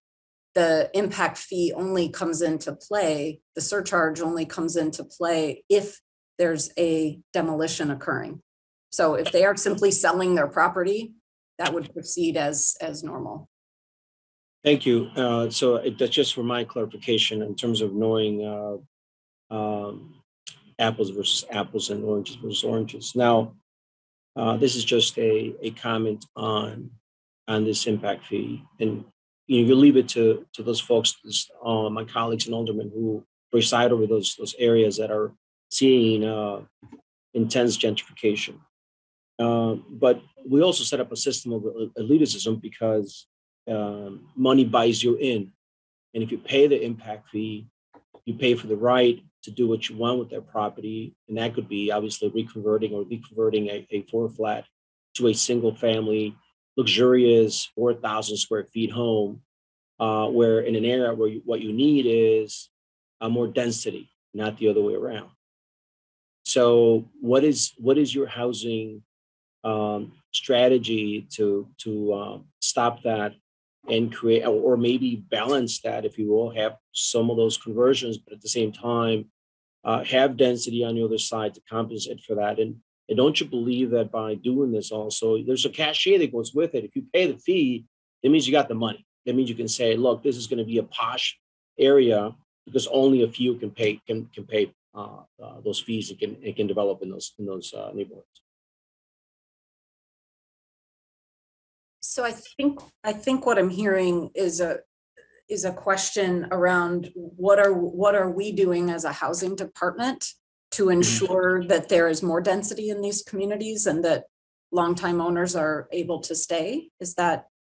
Well, there's two things, right? By levying the fee, obviously you try to counter what's happening, which means that we'll let you build, but if you pay a fee to be able to do other things, right? But how many of those are getting done? You're saying the conversions are now lessening, which is a good thing, based on those fees. But so are you having the density out of those fees you're collecting on top of your other housing strategy? What is the density looking like for the next 10 years? We've seen in the first ward and let's say in around the 26th and 35th wards, a lot of the conversions over the years, setting up a very, sort of a wealthy enclave along the lines of the West Loop. West Town is now really a sort of high-end housing area than anything. Yeah, I think there's a range of things to get at your answer.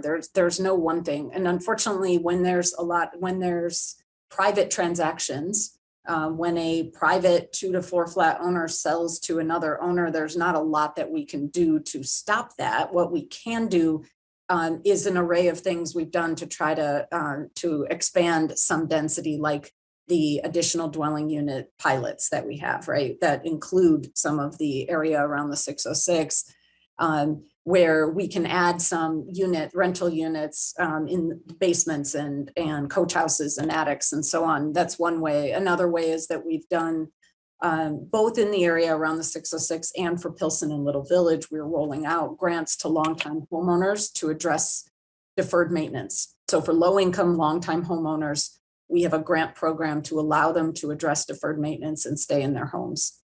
And then the other thing that we're doing is whenever we can, we're doing multifamily affordable rental housing where we have bigger blocks of land where we can lock in long-term affordability in those ways. Thank you.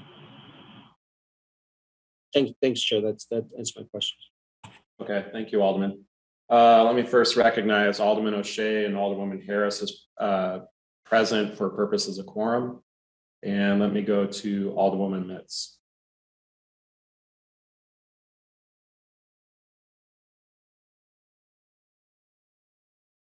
Alderwoman Mitz. Yes, I just want to be recorded as present too for roll call determination. Oh, okay, I thought I had you earlier, but I marked you down as present. Thank you. Thank you. Alderman Siccho Lopez. Thank you, Chairman. And I just want to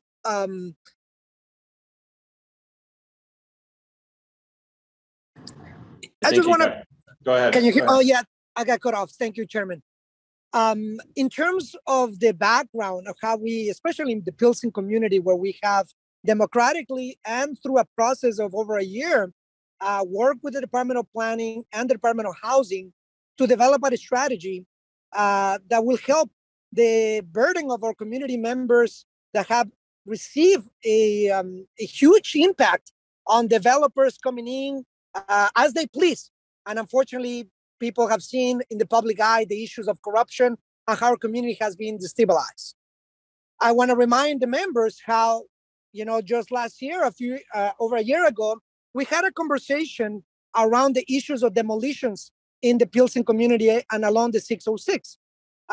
We had a very intense conversation.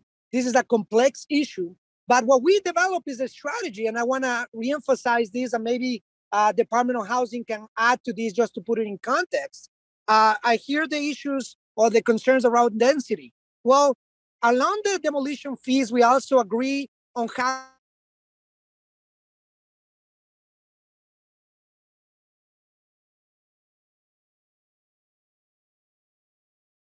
Alderman, we lost you there.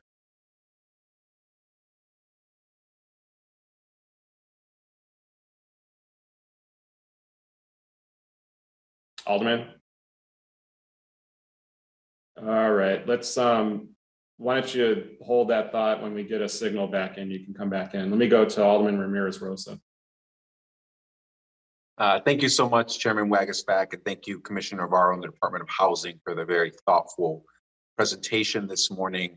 As one of the aldermen whose ward has this policy, I wanted to participate in today's meeting to express my full support and my community's full support for this policy continuing on in the 35th Ward. The data speaks for itself. While many communities throughout the city of Chicago have seen a decrease in demolition as a result of the pandemic, in the communities where this ordinance has been put in place, we have seen an even steeper decline in demolitions. And that means that this ordinance is working. It's helping to protect naturally occurring affordable housing. It's helping to protect our gentle density, our 2 to 4 flats, which provide the bulk of our city's unsubsidized affordable housing. We know the negative impact that demolition has had on communities throughout the city of Chicago. We can just see communities on the south and west side where upwards of 10 to 15% of those communities have had properties demolished. To me, it's really shocking that as a city, we would want to incentivize people coming to neighborhoods like Logan Square or Pilsen and demolishing perfectly good housing stock when there's such a great need for infill development on the south and west side. There are so many vacant lots on the south and west side that need to be developed. There's no reason why developers should be coming and knocking down a perfectly good 2 to 4 flat in Logan Square or in Pilsen when they could be developing on land that is currently vacant. So I think that this is a really good policy that really helps us think about development holistically, not just in the areas where it's in place, but I think it also helps have an impact in areas where it's not in place by hopefully helping to spur some development in areas where land is already vacant. We also know that, demolition has such a negative impact on our environment. There are many studies that have been done that have been found that when you demolish a building, even when you recycle a lot of those materials, so much goes into the landfill that even if the new building you build is built to the highest green standard, it will still take decades to offset the impact that it's had on our environment. And so, I really view this as a green policy. I view this as a policy to protect affordable housing. The data shows that it's doing exactly what it was intended to do, to help protect the existing housing, to help dissuade demolitions from happening. And when those demolitions do occur, that fee helps to provide new affordable housing through the Chicago Community Land Trust. So, the aldermen where this ordinance is in effect, we are in support of it. Our communities are in support of it. We hope we can count on this committee's support to continue this policy in our areas. The last thing I want to add as well is that every community person that I have heard from, every community group that I have heard from is in full support of this ordinance. And I just want to again highlight the work of Logan Square Neighborhood Association, who years ago, last term, with then Alderman Joe Moreno, Alderman Maldonado, myself, and others came forward to initially propose a policy like this. Ultimately, that was not the policy that was implemented. We worked with the Department of Housing and Mayor Lightfoot's administration to craft this policy. And I'm so happy that we're now working to extend this policy. But I just want to give thanks to Logan Square Neighborhood Association because this policy would not even have been put in place. We wouldn't even be discussing extending this successful policy if it weren't for their initial work and the work of their community leaders. So I'm proud to stand with my community. I'm proud to stand with Logan Square Neighborhood Association on this issue. And I hope that we can support this successful policy so that it can continue to protect naturally occurring affordable housing in the communities where we've seen such a great loss of 2 to 4 flats. Thank you. Thank you. Alderman Sigcho Lopez has re-entered the meeting. Go ahead. Thank you. And my apologies, Chairman. Had issues with a signal. Just wanted to provide some context, and I'm glad I follow Alderman Ramirez Rose on this. This has been certainly a collaborative effort. I want to remind just briefly how we got here. As you know, that we had early on an issue with demolitions along the 606 and Pilsen. As a result, and I know that many members have asked about the density, we not only have a demolition fees in place, but we also have a anti-deconversion ordinance that which main intent is to protect density, in fact. So as we are protecting density, we also got to protect affordability. And the demolition fees that we have seen have shown great results in addressing the issue that we had early on. Imagine what would have done, and I hear some of these same developers that early on were pushing for these landmarks that would have been devastated for our communities in the middle of a pandemic to have a landmark with the construction costs the way they are. This is a common sense ordinance that is trying to bring together two main goals. One, the protection of density, as many colleagues have discussed as a concern, and two, the demolition fees. The results, I think, are evident. I think in our community, with very few exceptions of realtors and speculators, the community see with great, with optimism that these policies will help protect one, the density, but two, also the affordability. We cannot fall into this argument that somehow these $15,000 fees per demolition somehow will impact the small homeowner. Worse, as a comment that was said earlier, this will be helpful to the small homeowner or the seniors that we're trying to protect. So again, this is an ordinance that I think we all have collaborated, the Department of Housing, Department of Planning, to address an issue that was recognized and documented. We have put forward a solution that is working. I hope that my colleagues help us. This has the support of every single older person where this is going to be impacting. I think that the results of the Department of Housing and Planning have shown effectiveness, and I think that this is just fair to give us an extension. Furthermore, and we like to end with this, is that we're working on a potential changes and amendments. We're welcoming any feedback right now, but doing nothing and leaving small homeowners to be prey of these same speculators and developers is just not an option. So again, I hope that our colleagues work with us. We have an extension that will give us time to make any amendments. We are discussing possible amendments. Is a good thing. But again, let's not fall for the doomsday of those same people who are actually pushing for a landmark due to being devastating to our community. Thank you again, Chairman. Thank you, Alderman. Alderman Laspada. Hey, thank you very much, Chairman, and thank you to the committee for allowing this to come up today. I know that a year ago we came before you all, we came before zoning with these two really kind of, for Chicago, unprecedented ordinances, although they've been put in places as close as Evanston, as far up as Minneapolis, in terms of the predominance of the block ordinance, and today reconsidering and extending the demolition surcharge ordinance. And a lot of you, I picked up the skepticism then, and it was fair, but you would say, this is your ward, do what you think is right for your ward. And now we're able to come back a year later with proven tools. We can come back to you and say, in the year since, there has not been one deconversion in the 606 West impact area. In the year since, we saw an 88% decline in the number of demolitions in that area. In a city where time and again, we see reporting on the essential nature of 2 to 4 flat housing, the losses we're experiencing, to have these proven tools has been incredibly valuable. And does it shape market decisions? Of course it does. That is the intent. But I would argue to you all, it shapes it for the better. Now, the kinds of zoning cases that we see coming up are folks who are saying, okay, like if I'm going to keep this property, how do I keep it in a meaningful way? Is there a way to add density? Is there a way to add an ADU here? Great, much more practical, much more valuable zoning cases.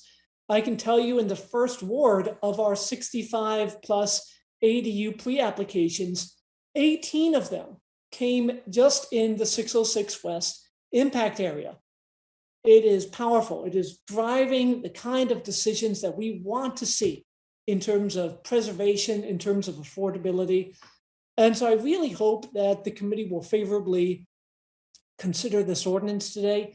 To my colleagues, I would add, I know that Chicago can feel like 50 different housing markets, but if you are seeing an increase in demolitions in your area, an increase in deconversions, if you want to maintain the aesthetic, the historic nature of your community, if you even just want more sustainable development practices, take a sit down with Daniel Hertz, with Commissioner Navarra. You may find that this is a policy that could add benefit to your community as well. So those are my points today. Thank you again for the partnership, for the collaboration, and thank you for the time, Chairman. Thank you. Alderman Moore, I saw your hand pop up. Did you still want to speak to that? Alderman Moore. Chairman, yeah, thanks, Chairman. I'm sorry about that. I just I want saw to it go up and then come down. Sorry, I'm sorry. Go ahead. That's okay. I just want to make sure that there was no change. We're still talking about just for demolition, right?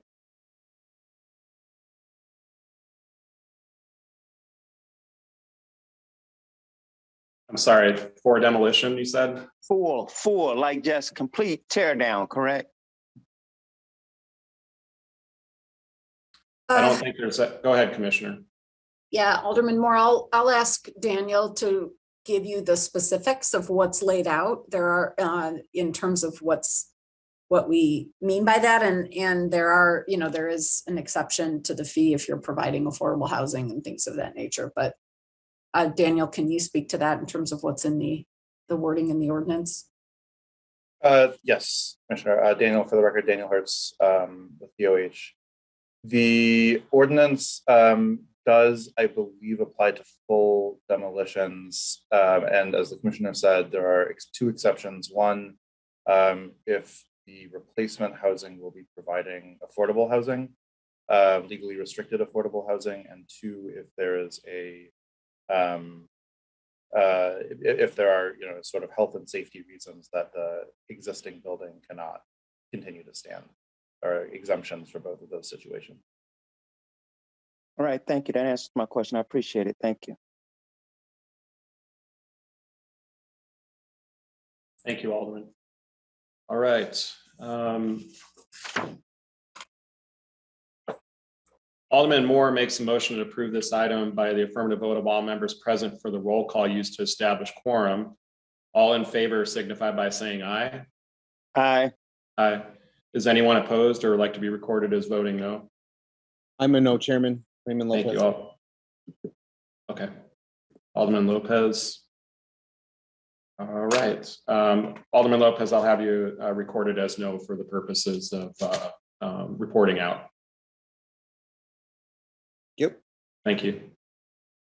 All right. Thank you, Commissioner. In the opinion of the chair, the ayes have it on this item and the motion carries. Thank you.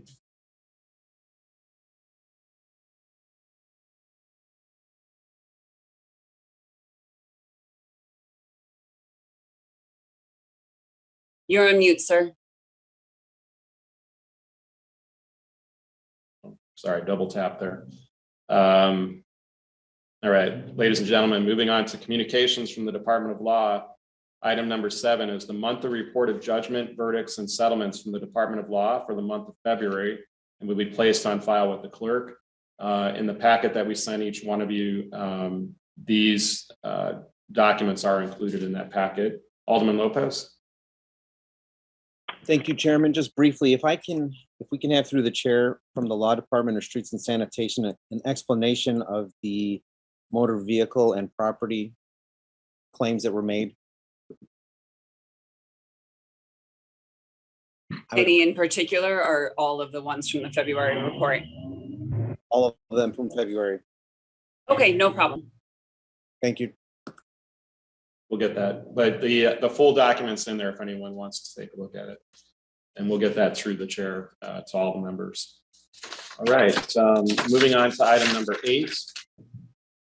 Item number 8 is one order authorizing the issuance of 3 tag day permits to Greenpeace USA, Save the Children, and the Nature Conservancy. Unless there is an objection, this item will be placed on the omnibus at the next city council meeting. Alderman Tunney? Get it? Question? Alderman Tunney? I do. Go Was ahead. that there was and I don't have it in front of me right now, but you had the 1.5 million in fees on one of the items. Can I get an explanation of that? There was no judgment rule, but there was $1.5 million in fees, lawyers and fees. Okay, I can find out who the attorney was on that, if it's okay for us to get it through the chair. Yeah, it's a large amount, and I just wanted to know more about it. So please do. Thank you. Thanks, Alderman. I'm just looking it up here real quick. Yeah, we'll have to go through the attorney on that one. I'll get that through the chair to everyone. Yeah, just the backstory. It seems like we might have won, but we spent a lot of money on something. So, thanks. Okay, we'll do.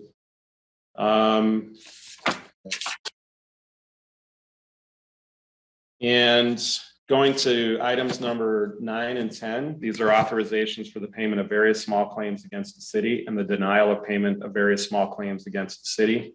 If there's no objection, these items will be placed on the omnibus. Ladies and gentlemen, now moving on to the supplemental agenda.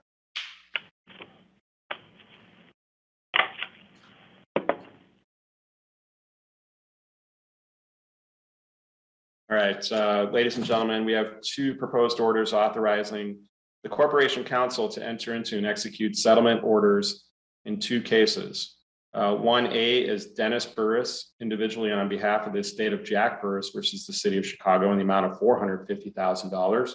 And the second one is Christina Pojotek versus city of Chicago and John Schlesing in the amount of $175,000.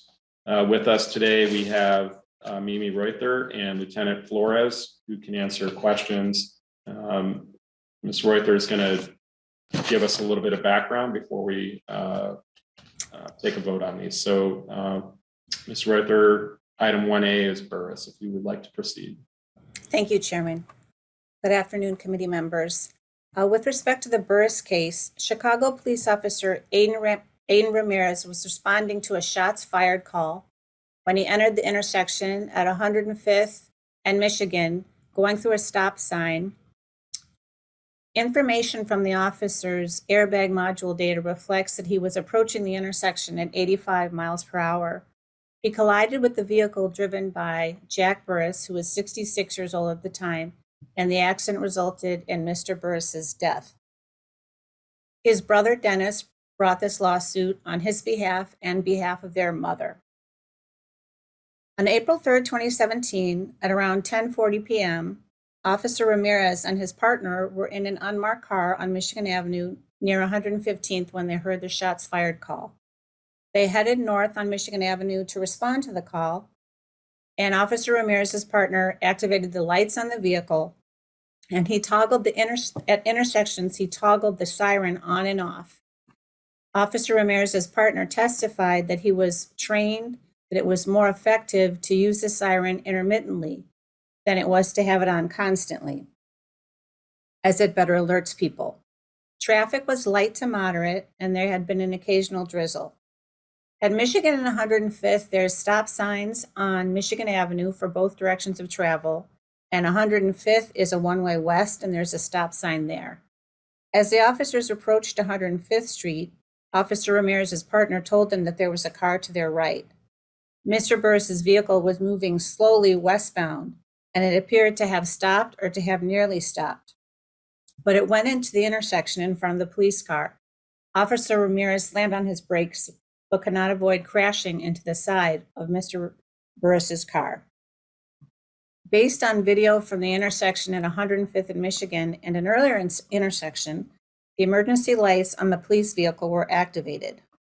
The plaintiff, however, disputes whether the siren was on or whether it was on early enough to adequately warn Mr. Burris.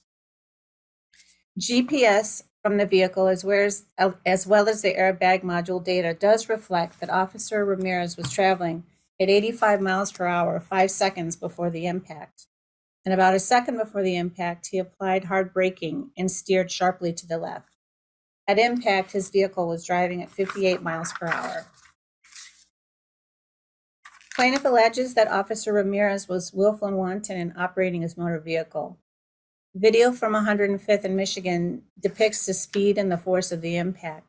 Both cars went up onto the sidewalk, and Mr. Burris's vehicle hit a metal fence there next to a lot.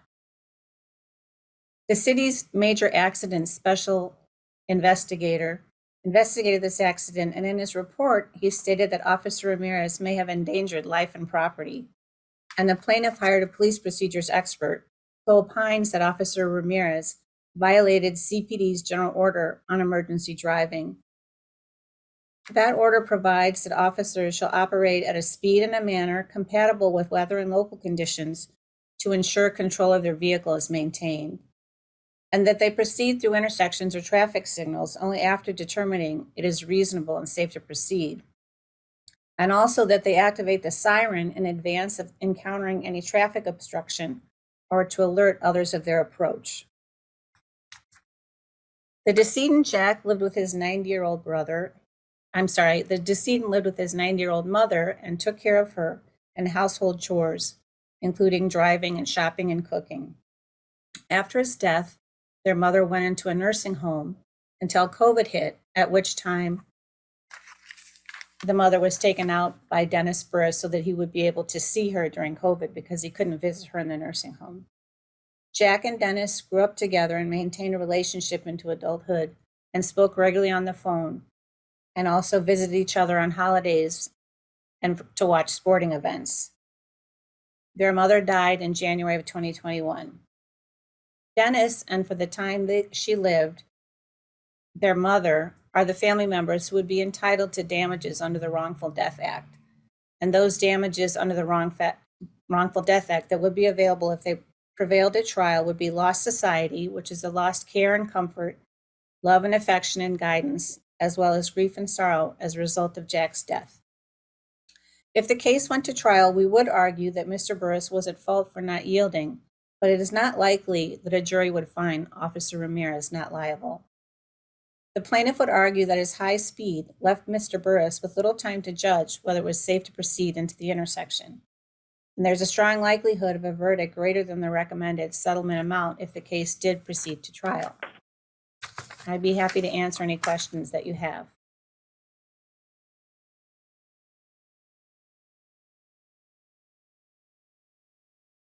Sorry, Alderman O'Shea has a question. Thanks, Chairman. Mary, a couple quick questions. What type of call was the police officer responding to? He was responding to a shots fired call. And the Chicago police officer driving the vehicle, does he have any type of background as far as incidents like this? No, he does not. Okay. Thank you. Sure. Thanks, Alderman. Alderman Sposato. Thank you, Chairman. Thank you, Mary. I thought you were Mimi at the briefing. I don't know. Did you change your name or is it me? I have two names. My formal name is Mary, but you can call me Okay. Mimi. All right. Well, I know you said I could call you Mimi, so I'll call you Mimi Mary. Oh, thank you so much. Just a quick question, because this trust thing is something I didn't understand. So obviously, if somebody passes on, the settlement will go on to the trust then? The settlement is brought on behalf of the family of the decedent.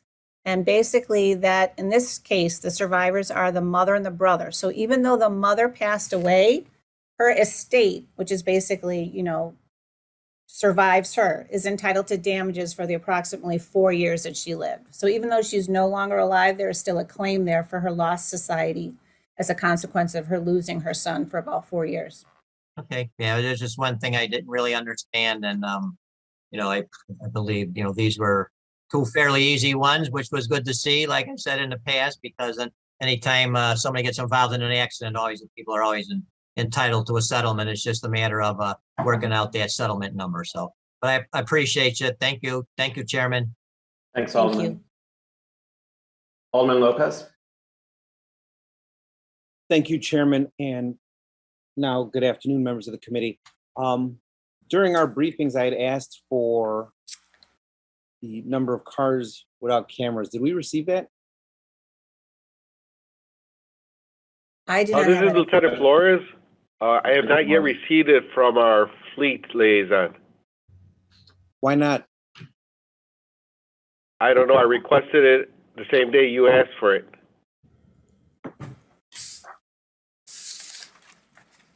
Mr. Chairman, I think what's important here is that we have questions of whether or not policy is being implemented to avoid future lawsuits and settlements.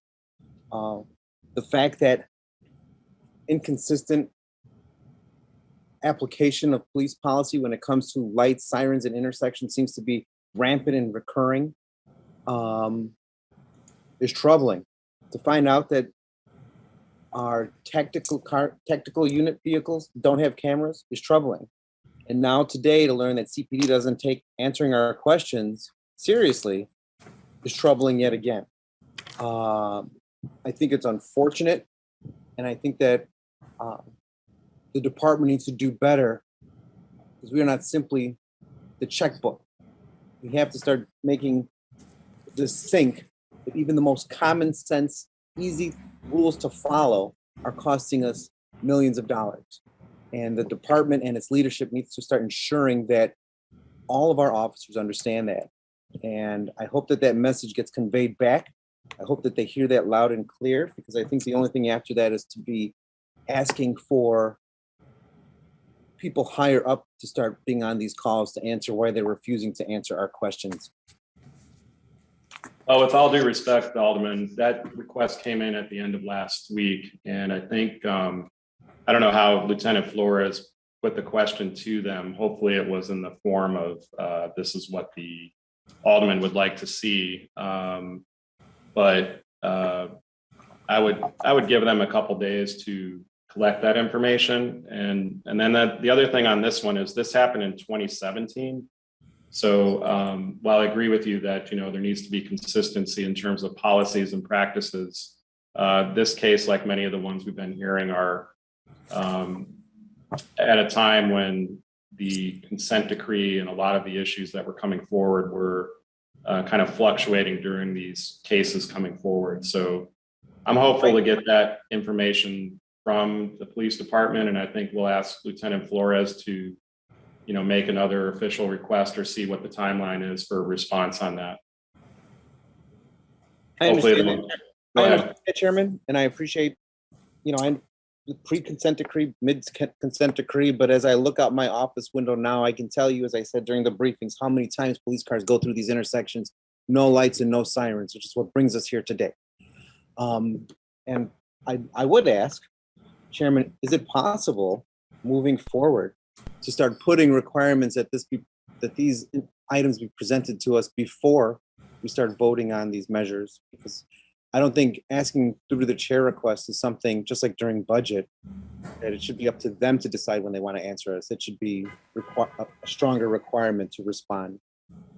Well, again, I don't know if asking for which cars have the cameras in them related to a 2017 case would affect the outcome of this actual settlement. But when they do, we do ask for that information. And I think we try to make sure it's provided either in the hearings or prior to these settlement votes. So in this case, I'm not sure where yes, this car did not have the cameras. I'm not sure how it would affect this particular settlement with the attorney working through the case on it. I don't know, Mimi, if you want to answer that, but in terms of the facts of what they came to on the settlement, I'm not trying to change the actual outcome of this settlement. No, Chairman, I'm not trying to change this outcome of this settlement. I'm just trying to ascertain if since then, if our policies have improved, or if all of our cars have gotten cameras. And by the sounds of our briefing, they have not. But okay. Thank Well, you, we'll Chair. get that. We'll sit down with Lieutenant Flores again and see what kind of a official request was made and see if we can get a timeline through the chair for the request that you made. Timeline of response, actually. Thank you. Okay, thanks. Any other questions for Ms. Ruther? Okay. Move to pass, Chairman. Alderman Lopez makes a motion to approve supplemental item number 1A by the affirmative vote of all members present for the roll call used to establish quorum. All in favor signify by saying aye. Aye. All those opposed? In the opinion of the chair, the ayes have it and the motion carries. All right, moving on to item 1B on the supplemental. This is Christina Pojatek versus City of Chicago and John Schlesing in the amount of $175,000. Ms. Reuther, are you going to give us the synopsis there? Yes, thank you. Chicago police officer John Schursling was on routine patrol when the tie rod in his marked police car malfunctioned. He lost control and accelerated into the back of the car in front of him, which was driven by 50-year-old plaintiff Christina Pojatek. Pushing her car and his car, they both went up onto the sidewalk where they scraped up against buildings there, brick buildings, and her car ended up back on the street and her airbag deployed. A subsequent inspection of the police SUV showed that the brakes were not impacted by the tie rod malfunction, and there was no mechanical reason that the officer could not have stopped his vehicle or braked. The accident happened on July 4, 2017 at approximately 10:45 a.m. Officer Schursling was driving his 2014 Ford Explorer eastbound near 6555 West Belmont in light traffic at about 20 to 25 miles an hour. When the tie rod malfunctioned, his steering wheel jerked to the right. He accelerated into the rear of plaintiff's car. John Goulding, a manager of vehicle adjustments at AIS, testified that the vehicle was driven daily, regularly maintained, and that no one who had used it previously made any complaints about the vehicle. And Officer Schursling also had no problem with the vehicle from the time that he started using it at the beginning of his shift that morning. Although the plaintiff alleges that the city was negligent in failing to maintain the vehicle, there is no evidence of that. And the issue at trial will be whether Officer Schursling was negligent in that he was not executing and enforcing the law. So the plaintiff in this case would have to prove negligence as opposed to willful and wanton conduct. Although Officer Schursling testified that he was unable to brake, the inspection revealed after the accident that the brakes in fact were fully operational and that the failure of the tie rod should not have affected the brakes. The plaintiff was transported from the scene by ambulance to the hospital and diagnosed with acute cervical strain, numbness and tingling in the arms, low back pain, sensitivity to light, and blurred vision. A subsequent and second MRI showed that she had small herniations in the discs of her neck. She underwent physical therapy and steroid injections for neck pain and twice had a procedure called radio frequency cervical ablation to try to help her with the pain. She owns her own residential cleaning service, and as of March 2019, she had returned to work. She has medical bills totaling $161,000. Because Officer Schursling failed to brake and instead accelerated into the back of plaintiff's car, a jury is likely to find that he was negligent. Plaintiff, on the other hand, could do nothing to avoid the accident. And in addition to compensation for her medical bills, she would seek additional awards for pain and suffering and some period of disability. We believe that the recommended settlement amount effectively reduces the risk of a higher verdict at trial. I'd be happy to answer any questions on this one as well. All right, do we have any questions on this item? Alderman Sposato? Thank you, Chairman. You knew we were going to get off that easy with me, so really not a question. It's just a request. I know Lieutenant Flores is still on the call. Lieutenant, can you call me after this meeting, please? Can I call you? Yes, sir. Thank you, sir. Thank you, Chairman. Thank you, Alderman. Alderman Moore? Yes, Chairman, I'm sorry for my delay. I just want to be clear. So was something, because I thought I heard that AIS checked and there was nothing wrong. So was there something wrong with the tie rod or not? Yeah, I'm sorry if I wasn't clear. The tie rod did malfunction. The tie rod broke. However, there was nothing wrong with the brake system. So plaintiff will argue at trial that the officer should have been able to stop his car and should have not had to have rear end the plaintiff. All right, thank you. Sure. Thank you, Alderman. Chairman, Yes, Alderwoman? yes, if there are no further questions, could we move to pass? There is a motion to pass from Alderwoman Austin on item 1B. All those in favor signify by saying aye. Aye. Aye. All those opposed? In the opinion of the chair, the ayes have it and the motion carries. Ladies and gentlemen, thank you for your time. We do have a 2 p.m. quick meeting with Joint Environment and Finance. And I believe there's a 1 p.m. for Alderman Villegas's Economic Development Committee. And with that, there being no further business before the Committee on Finance, can I get a motion to adjourn by the same roll call as was applied to determine quorum? Alderman Spizzato, so moves. A lot of Alderman and Spizzato moves. Hearing no objections, so ordered. The Committee on Finance is adjourned at 12:22 p.m. Thank you, everyone. Thank Have a good you. afternoon.